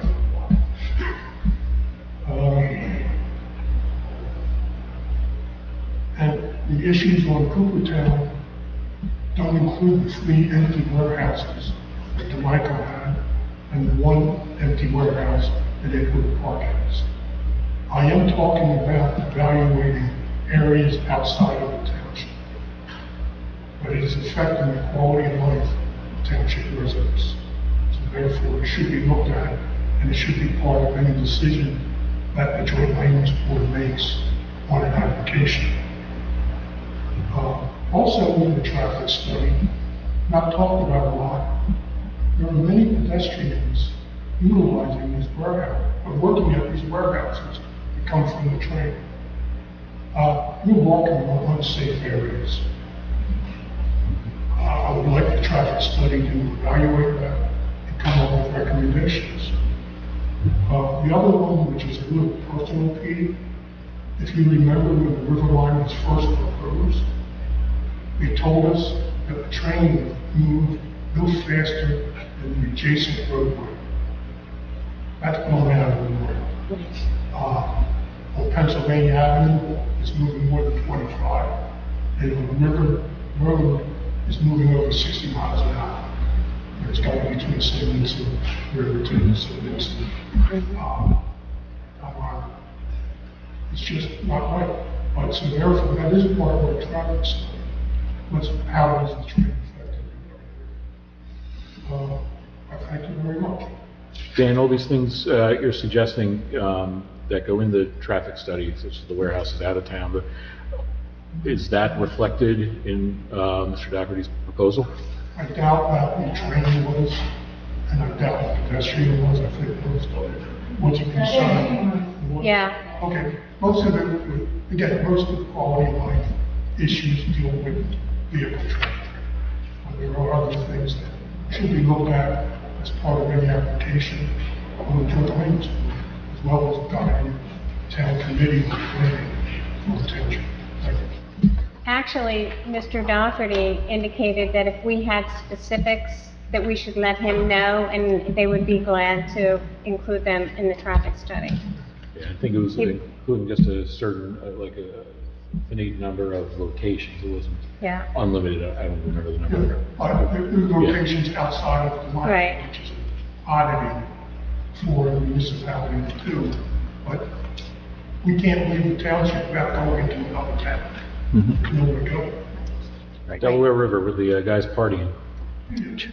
We got to put a road on Rock Island. We're not going there, Dan. Thank you, sir. Thanks for being obstinate, Dan. Yes. Mr. Tarowski. Mr. Martin has opened the issue that's later on your agenda, the circulation report. I'm sorry, Carl, just give your name and address for the record. Carl Tarowski, 65 Granite Court. Thank you, sir. I am a member of the Joint Land Use Board, also a member of the Shade Tree Commission. I am not here tonight representing either of those groups. I am here tonight speaking for myself and to encourage you to spend the money, although it will have a negative effect on my taxes, I realize that. But perhaps Mr. Schwab will find a way to work it into the budget, It's in the budget, Carl. Mr. Schwab agreed to a salary decrease. He's good. Thanks. And to do so, I'd like to just quote one small paragraph after out of Hugh Doherty's letter of August the 2nd to all of you. And that is this. Due to an anticipated increase in infill development throughout the township, where vacant and underutilized land will be developed and redeveloped for residential and commercial purposes, understanding the roadway systems will become much more critical. And certainly, I try to do my best in making decisions that benefit the town, but the more information I have to assist me in that is of benefit to everyone.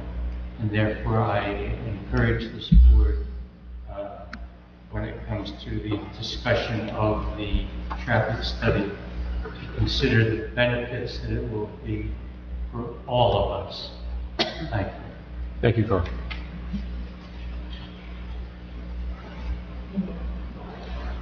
Your turn, Ann. I can't, she's gone. Janice will get you. Ann Moore, 222 Edgewood Avenue. I've been on the board a very long time, and one of the things that we've seen happen is that when we start planning something, things change. So we look at what was the crossings. Originally, that was going to be little shops with apartments on top. Then it was going to be townhomes, and it was going to be single-family, non-age restricted, and then it ended up being age restricted. When you have no idea what our warehouses could be in 5 to 10 years, you have no idea what the little bit of vacant land that we have now is going to be, and the warehouses that are occupied, those uses could potentially change. If we don't have this baseline study, we're hamstrung. So that when we get an application, the only thing we can look at is the traffic study that they present to us, which only reflects the immediate roads within this town. And we're tying our hands. We cannot be the best for the town if we don't get this baseline study done. It gives us a tool to go to the county, it gives us a tool to go to the state, to give them the reason to get some federal dollars to help, state dollars to help, to do nothing, because this is something we've been doing for a while. Bernie said, sit on your hands and do nothing, it's basically insane. So, let's be progressive, let's be proactive, and not end up where we get an application and we're very, very limited as to what types of improvement we can get to the community. So I do believe that. Thank you, Ann. Thank you, Ann.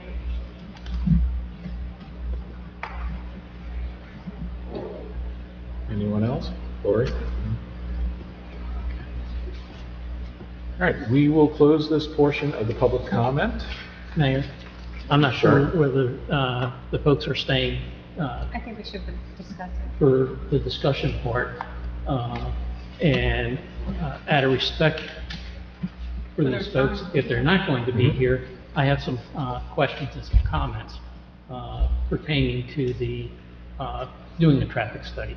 Do you want to move the discussion? Yeah, why don't we move the discussion for the traffic study to now? I closed the public comment already, right? Okay. Yeah. So why don't we move the discussion on the traffic study to now, and then we'll do the comments and reports after that. Okay. Everyone work? That's good. It's getting late. It's past our bedtime too, don't worry. If you don't mind, I'll open up with the things that I have. So the traffic study, we're just looking for car counts and truck counts on certain roads. So what I have, in going through the papers, I have a composite map, a land use map, a zoning map, a Rancocas Creek Greenway map, a Route 130 concept plan map, Burlington County River Route Corridor Study, which encompasses Route 130 at Bridgeboro Road, Edgewater Park, Burlington Avenue, County Road Route 543, Coopertown Road, County Road number 624, Creek Road, again, County Road number 625. And I also have Burlington County Master Plan Reexamination Report, which includes Edgewater Park, Riverside, Willingboro, and Beverly.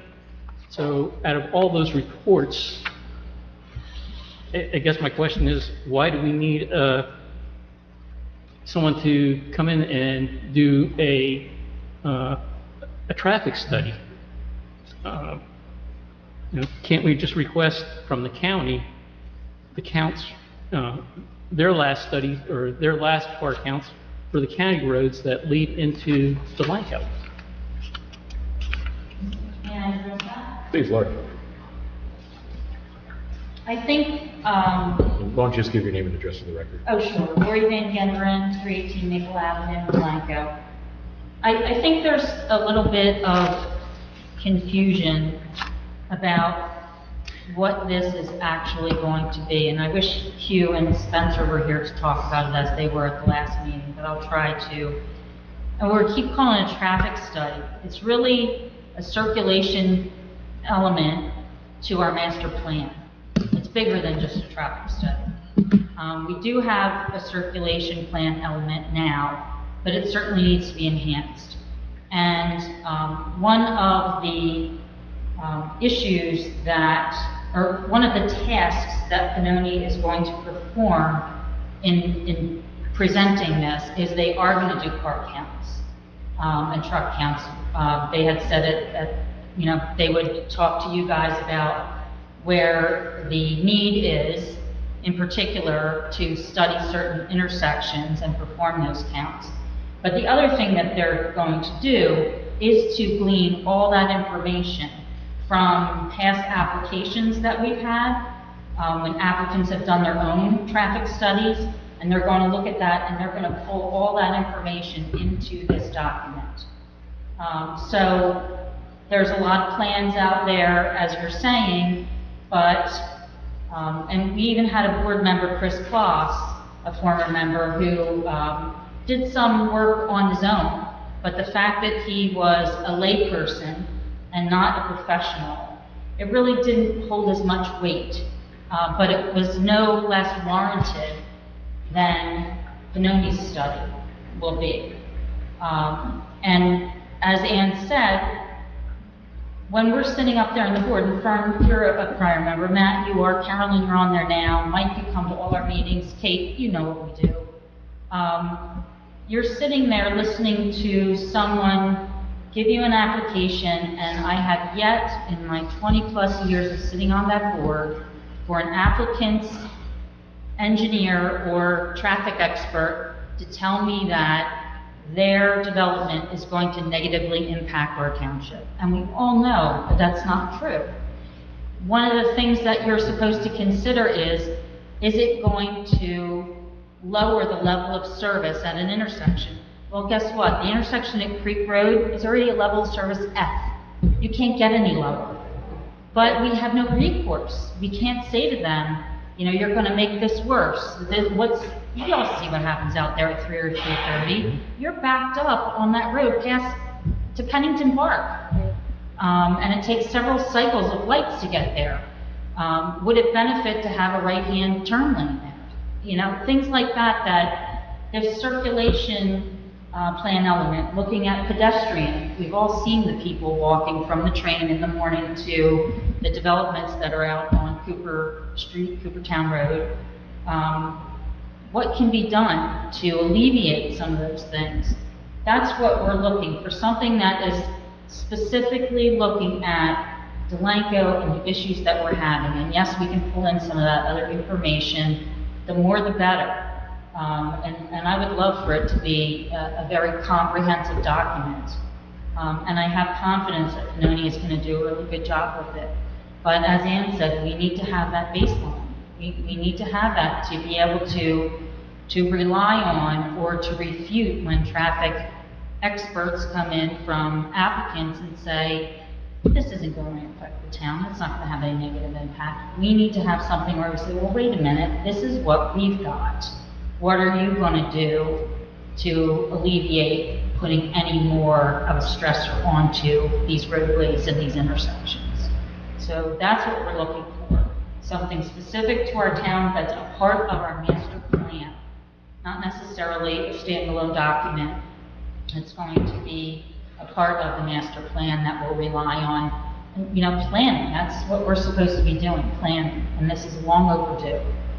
Long overdue. I'm going to come across, and I guess being the devil's advocate, again, because I have these reports, or these maps, you know, we have a sidewalk plan addressing that we're working on from the train station to the industrial section. Okay, there's a bike path plan that's in here that was put together for traffic coming through town for bikes. You know, the bridge, you know, going all the way across. We have the Pennington to Amico Island trail that came through. So we have all these pieces or all these tools already. And so we're going to give this to the engineer, the traffic study engineer, and he's just going to take our information, put together and do a traffic count, and then come back with what information that's going to... Yeah, he's going to look at all that information, and they are going to make suggestions on how we can improve things. Okay, so we don't have that now. And so a lot of our impact is from surrounding communities, from Riverside, Edgewater Park, and Beverly. And we have no jurisdiction into those communities. Yes. Anything more than that, it's all on the county roads. But it's county roads and the state. Right, so if you want to see those things improved, we need to have a tool that we can take to the powers that are in charge of those or oversee those intersections, the county, the state, whoever it be, and say, here's the proof. This is what we're experiencing. What are you going to do about it? At this point, I mean, for those of you who have been here for a lot of years, you know, 10, 15 years ago, Mark Remsa and the county's Economic Development Committee came in and said, you know, we want you to embrace business. We want to be business friendly. You know, we want to revitalize the riverfront corridor. And this is how we're going to do it. You need to revise your ordinances to allow for growth in business development. We've done that. Right. And they said they were going to make certain improvements, one of being the jug handle out at Route 130. Right. That was a 10 or 15 year horizon. Well, we're well past that now, and nothing has been done. And if we just keep ignoring it, nothing will ever get done. So this is their plan. Yeah. And that's the improvements that they made. The improvements that they made worsened the drive-through to Delanco, Edgewater Park, and Beverly. And actually, I have been working with New Jersey DOT regarding that jug handle. But I've been doing this, it's been probably my third year now working on that jug handle. If I had that traffic study, I could just send it to them because these entities take forever to deal with us, including the county. But if we have our own package and we can say, here Joe and here Senator, this is what's happening in Delanco. Now, here it is in black and white, not just my word, not just my letter, not just my email. This is it. Help us correct it. It needs to be corrected, because Lori is absolutely right. I sat on here, on this committee for a number of years, and I went through Mark Remsa with the plans. And the last plan they gave us, and he was here, people came here and said, what do you want here, there, and everywhere? And we made a list, and of course, nobody listened to our list, but one of them was the jug handle. Big deal. Mark said, and they had a plan to change it. They were going to enlarge, they were going to put a jug handle at Cramps. Yep. And we were never told that deal went through because Edgewater Park didn't want it. The only way I found out was complaining about the jug handle. That's how I found out, because Mark said that would take, I said, well, how long? He said about 8 years, and that was probably 15 or 20 years ago. I don't know for sure. But to me, this is the tool that Delanco needs for Delanco, for our residents to make sure that whatever future development or changes are made, that we control some of the issues. That's my spiel. So I think the best way to put it is we have to be our own advocate, right? We can't rely on the county coming in here to do anything. It's the best way to put it is the squeaky wheel gets the grease, right? That's what Richard likes to call me. Yeah. That's one of the things. The squeaky wheel. how I read this. So you have to be your own advocate. You Yes. have to advocate for yourself and for the county roads that are in our town, because if we never say anything, what's to give them any incentive to come here and do anything? They're not just going to say, Exactly. hey, let's look at Delanco roads. Whoever makes the loudest noise is going to get the results. And look what Delran's getting through the Route 130 corridor. They're getting the pedestrian pathway and some improvements, going there, probably because they made noise about it, not because the state or the county figured it out on their own, Right. so. And that's the dumbest thing ever. We're gonna put pedestrians on Route 130. Yeah. I know. Who came I up with that? I did send a letter about that. I was really shocked, but. Yeah. Leave it to So- the government, they'll help. Does anyone else have any comments about this? Because And just come, don't trip yourself. It's not just the roads within our borders. It is that intersection on Route 130. Yes. Then he's gonna look at that, and we're gonna look at the turn from Bridge Road. They're the critical numbers that we really are gonna need to be able to push back. And the other thing we will do, we'll look at what our road improvements could be made, even if it is the county that's gonna have to fund it. If we get chains and moves in any of these big warehouses, there is not a reason why the county could not ask for some sort of development contribution. And we've got those recommendations in the report. Again, we've got something to go back to the county and say, you have the ability to do this, you need to do this. Yeah. Matt, what was your comment? I know we were talking earlier, and you had brought up something that you wanted to say as far as the traffic study. Oh, yeah, you know I what? think I can remember what I thought we talked about earlier, but the one thing that's coming to my mind right now Yeah. is if we're doing this, are they going to include in the traffic study the fact that our bridge is closed what seems like half of the time because the county won't fix the flooding in Riverside on County Road 543, thus exacerbating the traffic on Creek Road, Coopertown Road, the jug handle, the traffic light by Wawa? Well, I would doubt that Panani's aware of that, so we certainly can make them aware of that, and they can include that in the study or the report. Because that's one of the biggest issues plaguing this town right now. And the fact that we have told the county engineer about it, I've told the county engineer, Mr. Fox, yeah, Harry's still there, he's been quiet tonight. Harry has told the county engineer about this numerous times. We've sent photos, we've sent videos, and Yeah. and that's what we get. They don't think there's a problem. We all did. Mike did, I did. Don't we all forget been they writing put to signs them up for years. us. Yeah, oh yeah, they're putting the signs up, Yeah. hidden behind trees. Bridge It said the closed. roads Bridge flooded. closed. Well after, The wrong well spot. after you're in that area already, Yeah. leave it to government, they'll help. Any specific concerns that you have, certainly, make them known to Hugh and Spencer, and I'm sure they can address them. Those things have to be in there. I wouldn't even consider this. The Golden Triangle, of what I can see on construction over there, they're gonna build, over in Riverside, they're gonna build those houses over there before they do anything with the watch case. Because I think the watch case just became a money pit, and nobody's making money over there, so they wanna get the housing built, so whoever can get some money to do whatever over Different there. owners. Two different owners. Two different owners? Two different owners. Yeah, watch cases owned by, I think, the developers in Cherry Hill now. Yeah. After the slimy guy from New York who did the fraud. Right. And I don't know who's. But that's gonna have an impact on the Sure, person. because they're not improving that intersection there right before the bridge. That's gonna be the entrance into the main development. So when that floods and that road's closed, the only way in and out of that property is behind the watch case on an access road there. Yeah, they're gonna give them an access road. Yeah. Oh, So that's behind the Watch train case track? Yeah.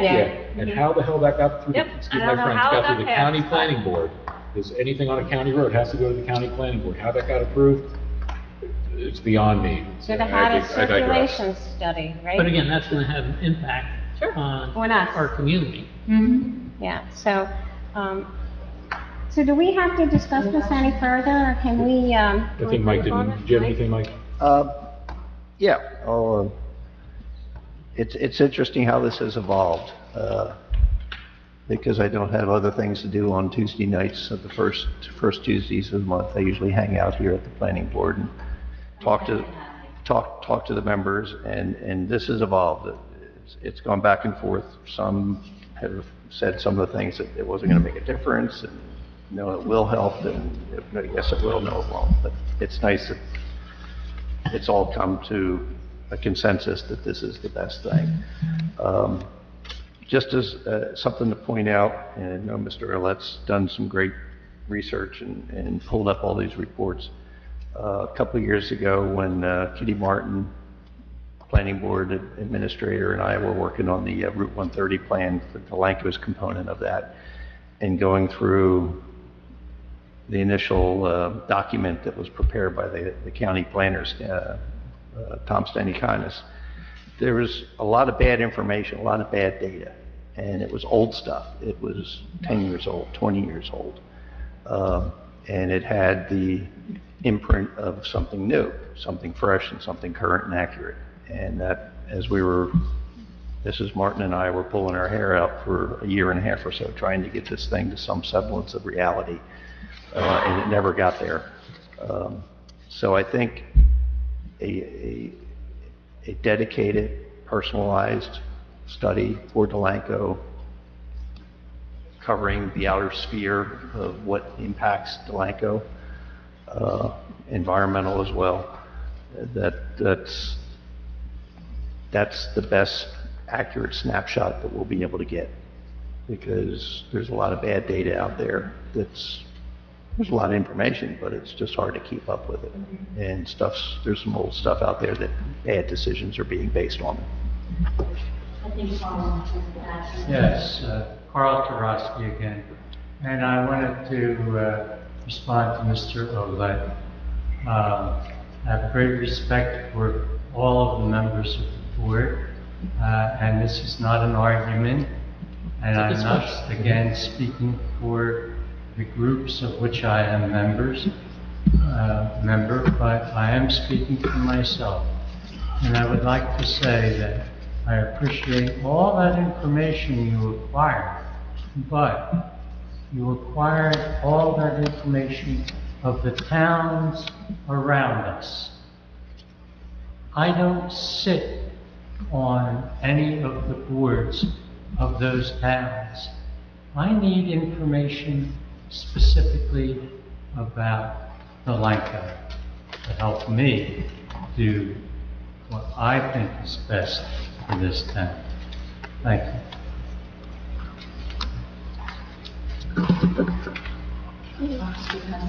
Thank you. So you want to respond to that, so go ahead. I would. So where I got the circulation map was from our master plan. Okay.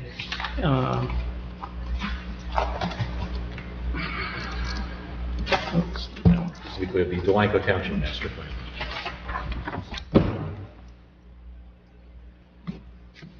Then I've got the composite map, the land use map, and the zoning map. Yeah, So all those again, are those part of are the master plan, correct? all attached to our master plan. And this would also be a component of the master plan. Mhm. So it would, So for the upcoming master plan, no, we it would just just be attached. update that circulation plan element to the current master plan. Okay. That would be what this is. Yeah, because Yeah. we do updates within that time period of when we do the whole master plan. So Correct. we do, like adding ordinances. Correct. So the information that I have was not just from the surrounding, but specifically for Delanco. And And that items that I that would be augmented by what the proposal. the proposal would be. Yeah. Okay, thank you, you. Lori. So do we have a motion? Yeah, Do we need a motion? I would to- like to make a motion, or do we need a resolution? No, motion's fine. Motion? It's in the budget already? Yeah, it's already in the budget, just question, do you want to use that particular proposal, except that proposal? Yeah, I would like to make a motion that we approve the proposal from Pannoni dated November 21st, 2023, revised December 27th, 2023, and include his letter of August the 2nd, 2024, for a circulation plan element of the master plan for Delanco Township.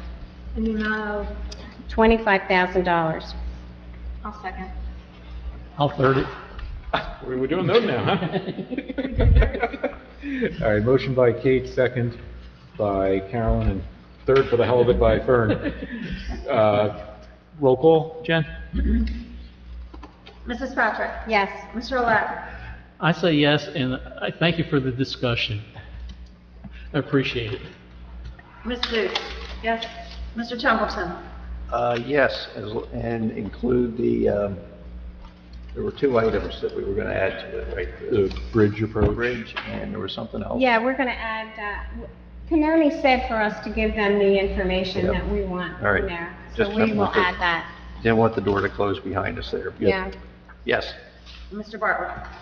Yes, subject to them including that bridge. It's Yes.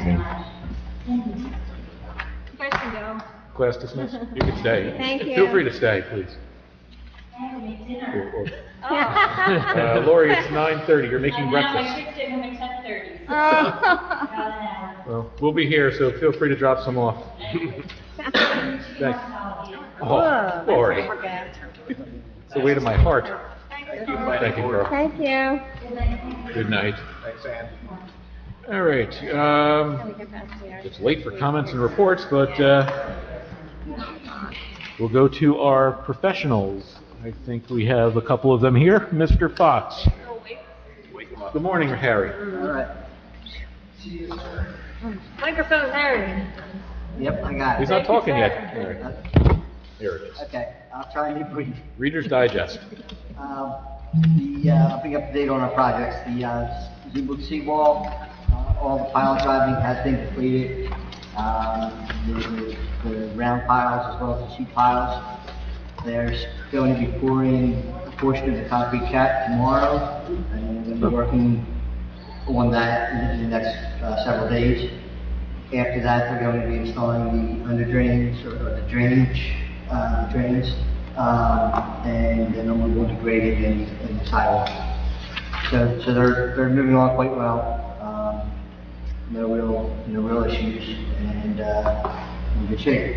The cell windows as well. The vibration monitoring has ceased because we're not driving any more piles, and there was no vibrations above 0.2 inches per second, and allowable is 0.5 for a historic, and it's actually a 2 for a regular house. So there's been no vibration issues.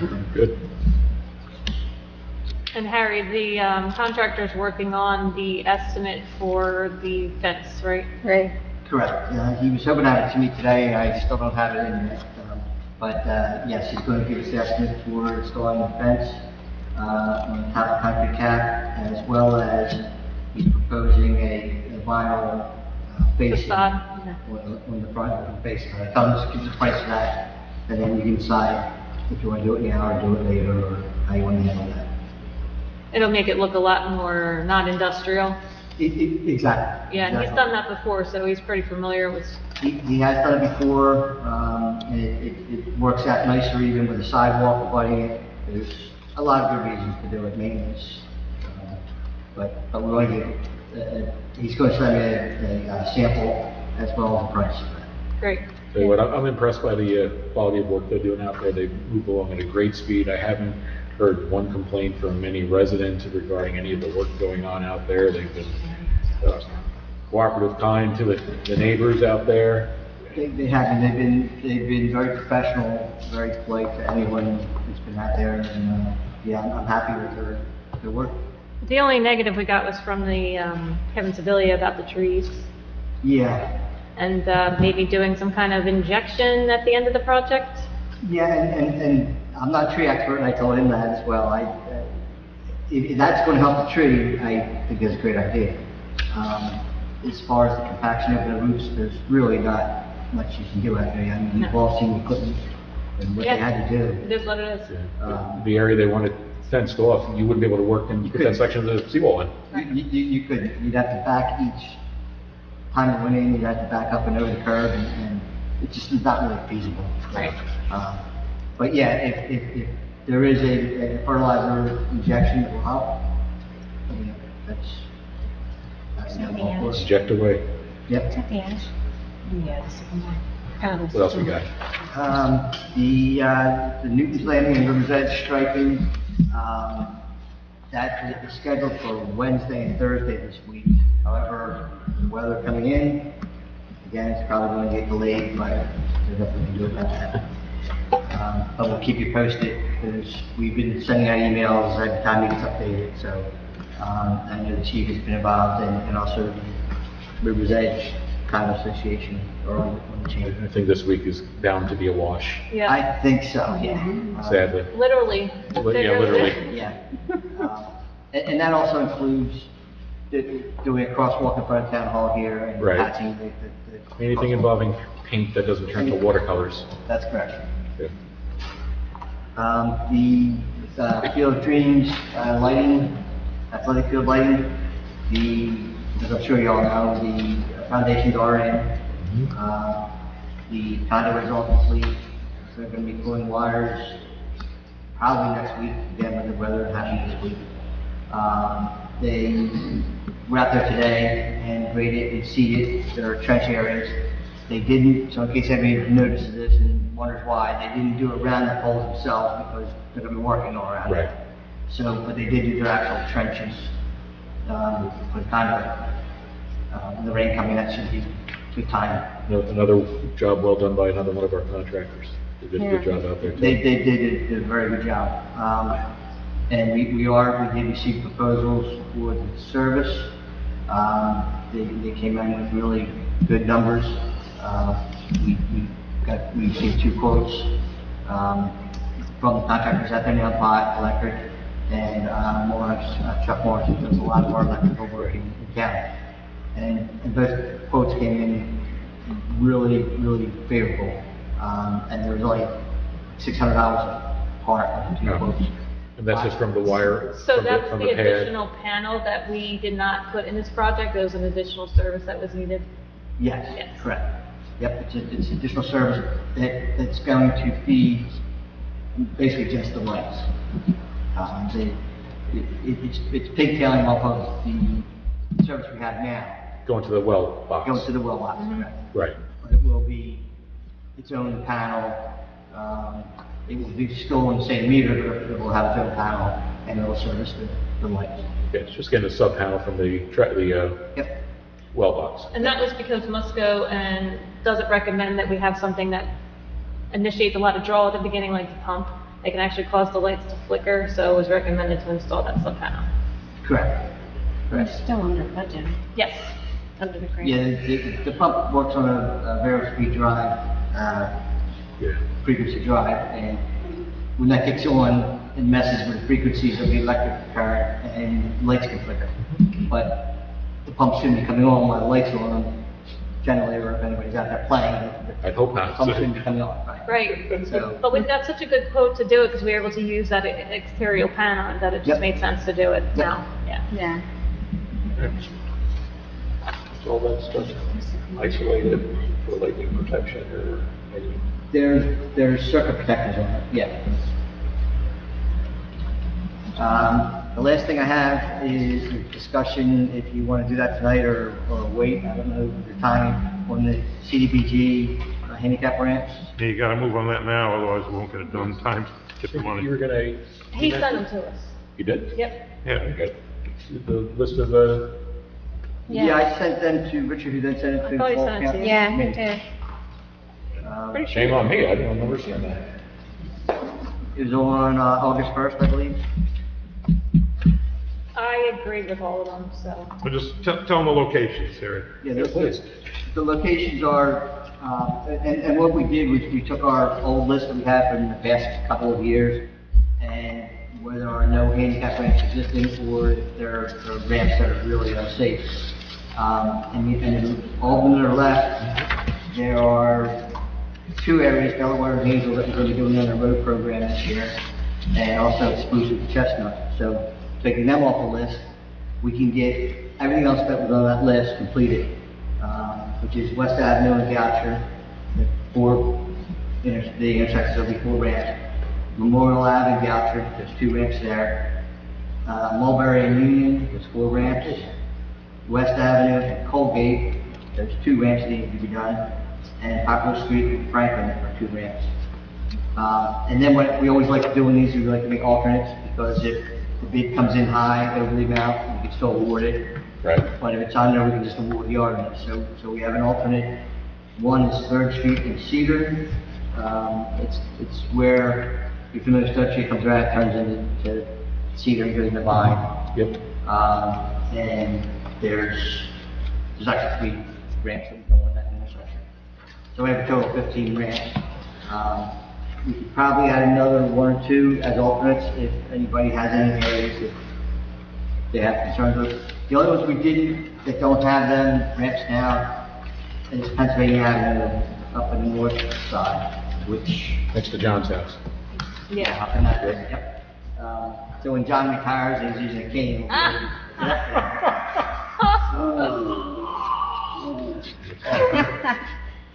The views and opinions expressed by I'm not Mr. done Fox yet. do not He's not represent... done yet. I haven't talked yet. He's gonna hit you over the head with that cane, Harry. Yeah, I know he will. So we could add those 2 up there as alternates. Or if anybody else has any in town that they know. I think the 3rd and Cedar is good as alternates, those are walked a lot. Yeah. So should we make a motion or something to approve that list? Correct. Yeah. You want to approve that list, and later on, the consent agenda, you can approve his, the engineering cost His proposal professional to services. get the job done. So yeah, if that list is acceptable, I would do a motion to Yeah, accept get that it list. done. All right, I'll make that motion to approve Harry's list of the 2023 CDBG grant, or 2024, excuse me. I'll second that. Doing all in favor? Aye. Yes, we can then. All in Thank favor? you. Aye, got it. Thank you. And I found your email, Harry. It was buried between all the ones we were talking about with that gas pipe last week, so my fault. It's there. No problem. Okay. And that's all I have. All right. Where do we stand with the Public Works building? With the, It's a little lower on our list, Carolyn, I'm sorry. We gotta get these other things done first. Yeah. Now, weren't we doing something with the gas tank? Yeah, we'll get there. Yeah, okay. We'll get there. Just doesn't have the same priority as some of this other stuff. You're a priority in my book, John. Just want you to know. And Harry's gonna add the boat ramp to this list, so we can Oh, track yeah, that. Yeah. please, that boat ramp got destroyed during the construction, so that, we need that. It is, and they're going to, I spoke to them a couple days ago, they're going to backfill that with some stone and PGA. Okay. For now, but it will be improved further in the future when we get our permit for that. Good, yeah, we did another water rescue drill out there, last weekend, and, we had to lift the boat off the trailer and bring it down. Yeah, I'm going to talk to them again tomorrow because it's getting worse. Yeah. A lot of it was caused or at least made worse by them driving equipment over it. Right. So that they're responsible to bring it back to where it was before. Yeah. But we'll make it nice. I'm sure. Good. And not to belabor this, when they put the new one in, what do they just bring a preformed one in? floated in, I'd imagine. No, well, they could be preformed or we can use it higher on the concrete, because there's plenty of time between the tides. Oh, they could do that, okay. Yeah. And we're gonna use buried gabions to go further out. That's the plan. Right. If Army Corps lets us do it. But it'll just be concrete for, I believe, 30 feet. Okay. Then we're going to bury gabions, so it'll be stable rock area that we go try to further onto the low tide. Yeah, we were talking about this at the OEM meeting last week, so. What are they gonna do about the pilings that are out there?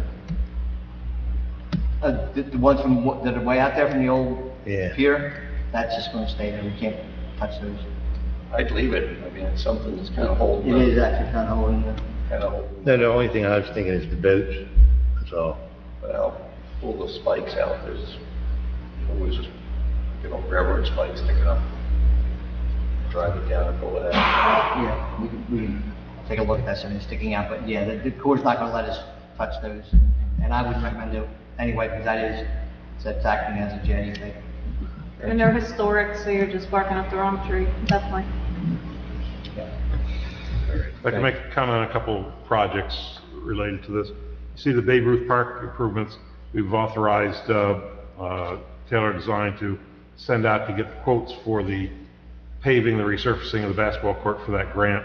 Our QPA authorized that, so we're going to go out on that. And it's also to make note, thanks to the QPA, we could do the electric service for the Field of Dream lights separately. She was very helpful to find the legal way we did that.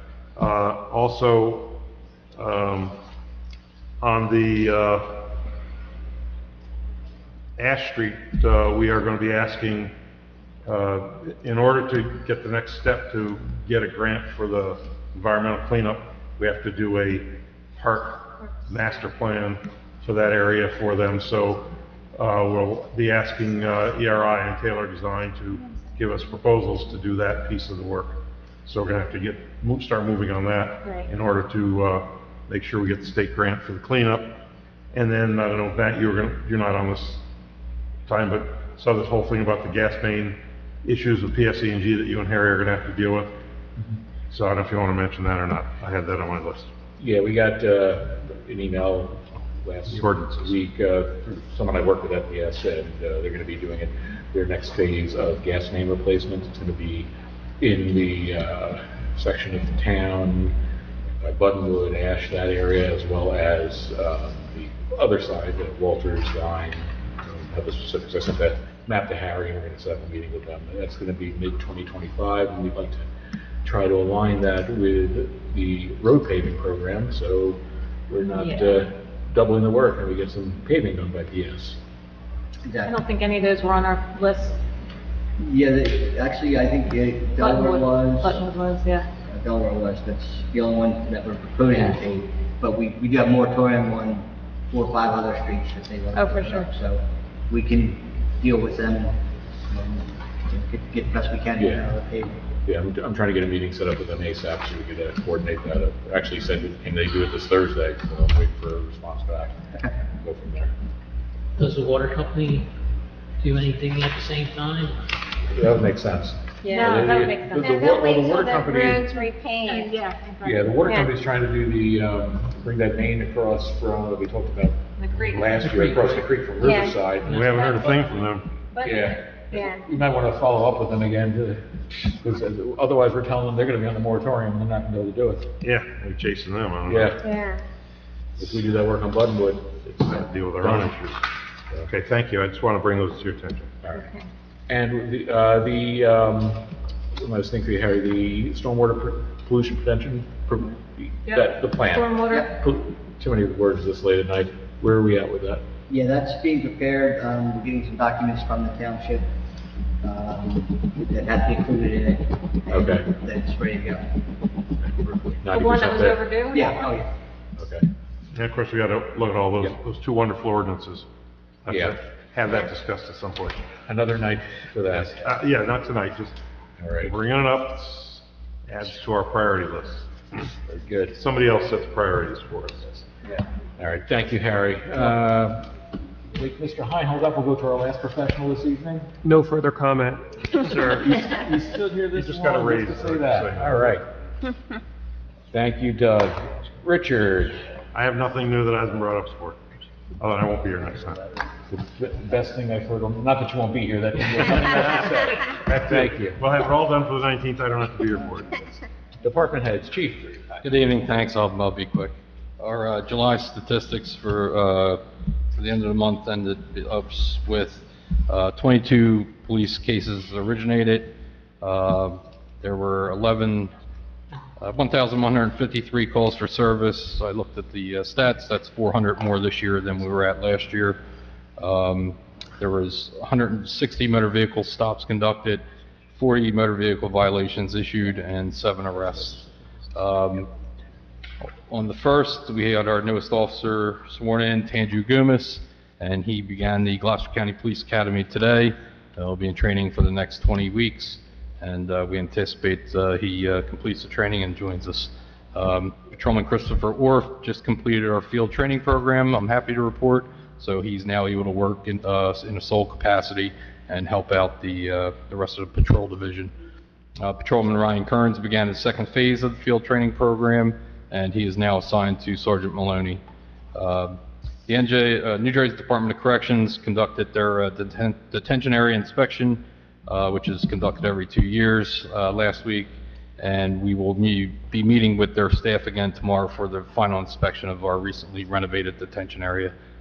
We also completed our CJIS audit last week, which we learned quite a few new things that we'll be working on, and we have a supervisors meeting scheduled for tomorrow evening. And that's all I have to report. Chief, question for you. Yeah. Is there a way to extrapolate the data for the calls of service to the Hawk Island area? Yeah, we can, yes. Would you be able to do that on an ongoing basis and then report that monthly, bi-monthly? Yes. Just so we have an idea? Yes, I can. Thank you. Just the island or surrounding, I mean? So I would say that whole area, if it's related to the Hawk Island. That'll be a little tougher, but Probably, yes. Yeah, Yeah. just do the best we can. Yeah. Yeah, that'd be good. That'd be awesome, thanks. Thank you, Chief. And I You're did welcome. see Officer Kearns out there just driving around on Sunday looking for that big explosion that we had, with transformer exploding. I saw him and Sergeant Maloney out there. It was good to finally meet him, even though I live a block away from him. You never met him? I never met him. Yeah, nice guy. All right, thank you. Mr. Fenimore. Yes, we still picking up brush. We picked up 72 cubic yards of brush. We cut the township properties 4 times. We replaced 2 stop signs. We removed 1 tree, unfortunately, at West Avenue Trail. We cleaned out 2 storm drains down there on Delaware, the 2 that we were clogged. And I'm gonna have Doug Weller go in there with the jetter, and he's gonna jet them out to get them out clean. On the pipe that goes out, we're probably gonna have to figure a way that we're gonna have to replace that pipe, because the pipe is what? 419? Yeah, it's like a... That's that big. Yes, it's So very it's small. Like a 12-inch pipe, yeah. It always fills up. The county's been helping us out for the wood chips, which we are very fortunate that they do. 27 truckloads. That's tandem. Yeah. That's tandem truckloads. Okay? I'm gonna meet with Kevin, I don't know, one day, Sevilla. One of my problems is trying to put this list together is tree trimming. I've gotten entirely different prices from one contractor to the other, explaining what to do. So if I don't know exactly what the resident wants done, it's very hard to check. What, you want the tree cleaned out, then go in, there'll be 2 dead branches, and they can take it out, and they can charge whatever he wants. So it's a little, so I gotta get Kevin to try to figure this out with me. And then that way I can tell the contractor, what to do. Also, the new fencing out there, is that gonna get anything put down on it? Or is that just gonna be grass parking? It's grass. Okay, well, what we're gonna have to do, we're gonna have to fill in right where the new road meets the dirt road, because there's a lip about that big, and the people backing in and out is gonna crack all that roadway, sure as hell. So it's gonna have to be filled in with something. I mean, I have millings, Yeah. well, we can do it, but I didn't know if it was gonna get filled in with any material. It's just like the other parking. If you want to put some millings down to ramp it, that'd be awesome. Okay, I'll get that done. And that's all I have.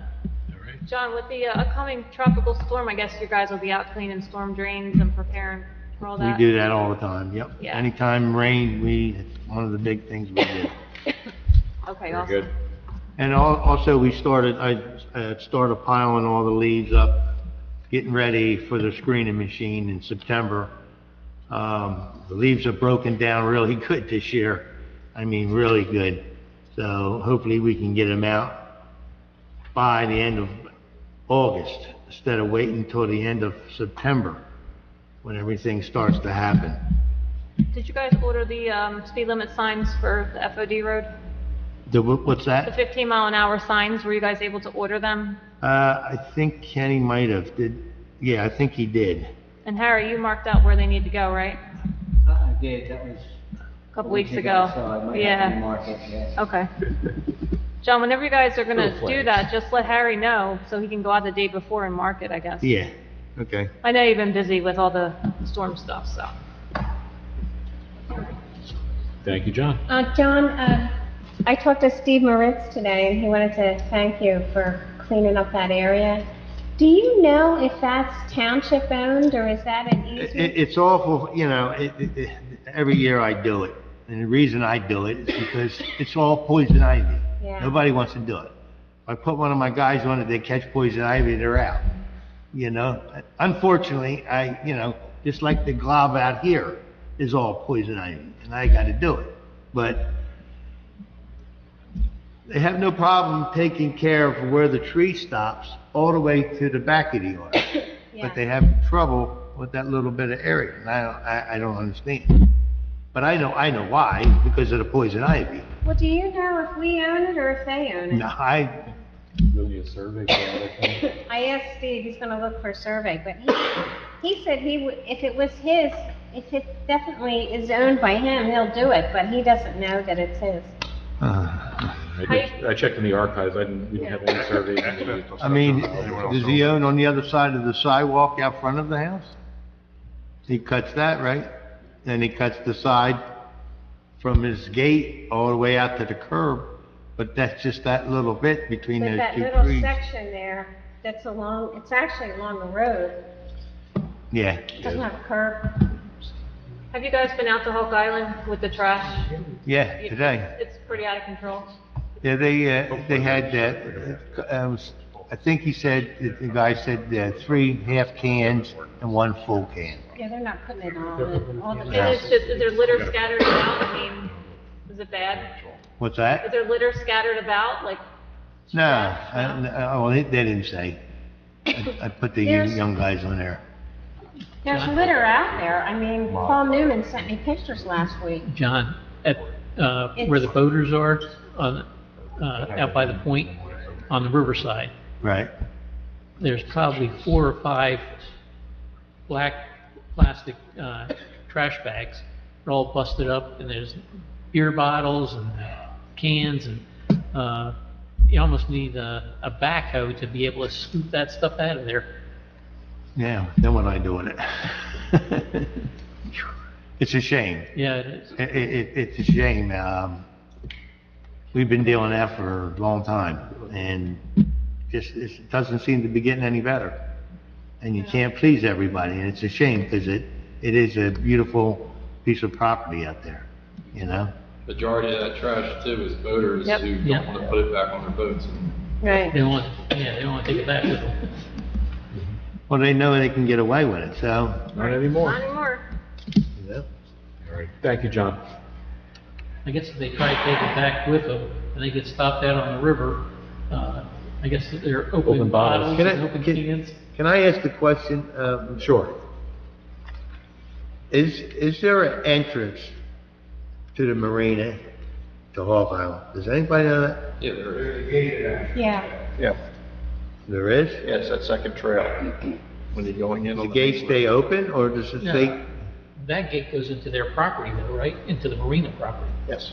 Yeah. So that's owned by the marina. It goes from their parking Okay, so when lot. that gate's open, then anybody can go back there, right? I think they just walk around it. Yeah.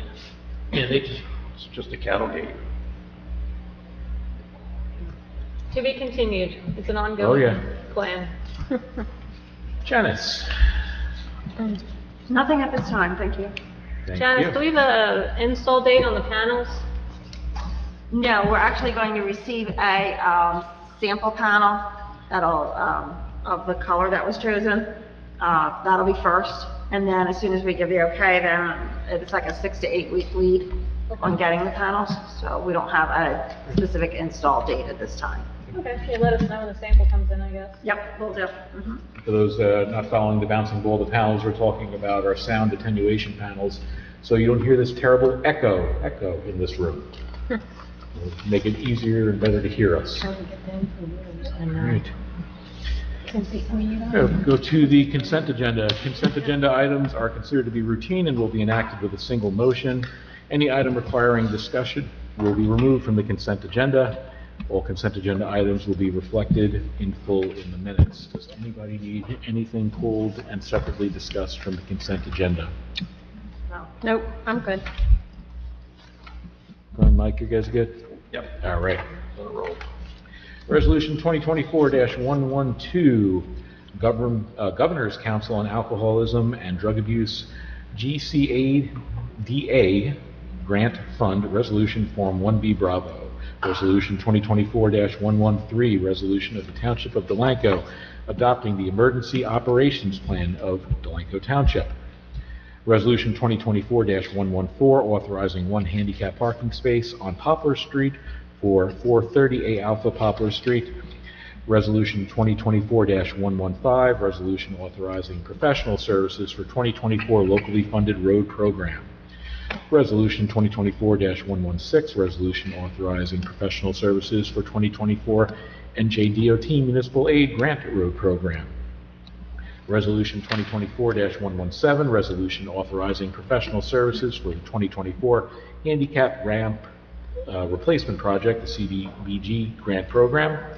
Payment of bills, current fund, $1,375,842.96.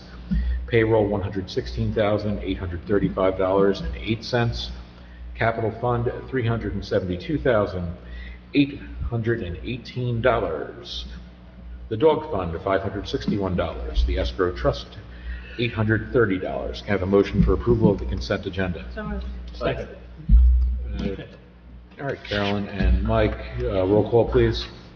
Mrs. Patrick? Yes. Mr. Lavin? yes. Ms. Susan? Yes. Mr. Templeton? Yes. Mr. Bartlett? Yes. Approval of minutes from June 10th, 2024. Who needs to abstain on that? Me. And myself. Kate and Fern. All right. And a motion, please. So moved. Second. All right, roll call, please. Okay, Ms. Fitzpatrick? Abstain. Mr. Olet? Abstained. Ms. Susan? Yes. Mr. Templeton? Yes. Mr. Bartlett? Yes. Correspondence? I have none, thank you. All right, meeting is open to the public for any comments or questions. This is session number 2. If you have any comments or questions on anything, please step up, give your name and address for the record, and speak away. Meeting's open to the public. Yeah. I guess we've discussed enough tonight on everything under the sun. All right, we'll close this portion of the meeting to the public. Discussion items, we talked about the traffic study. We're tabling Chapter 110, Section 10, governing conditional uses to a further meeting to be announced. And we're going to table the cannabis ordinance for tonight simply because it's 10 o'clock already and we'd like to have a fresh mind. Yeah. Like Yes. we're not on cannabis to be able to discuss this appropriately. When, until, to a specific meeting or until, Call it whatever meeting Doug is here next. okay. September. Yes, here. Will you do this September meeting, John? I believe so. Yeah, okay. Yeah, the first meeting of September, which is, that sounds about right, September, no, I don't have that on my The calendar. 9th? Do we have a meeting that night? I won't be here. I know what the It's not holiday is. Labor Day. Yeah, I don't know why I don't have, September the 9th I have. Yes, the 9th, that's odd, I don't have any September meetings on my calendar, I'm gonna have to fix that. Ninth So we're gonna go for is the September 9th. which is the second Monday. You're gonna be away? Second Monday. Yeah. All right, I hope we don't have a need for another executive session? No. No? Okay, can I have a motion for adjournment, pretty please? So moved. Second.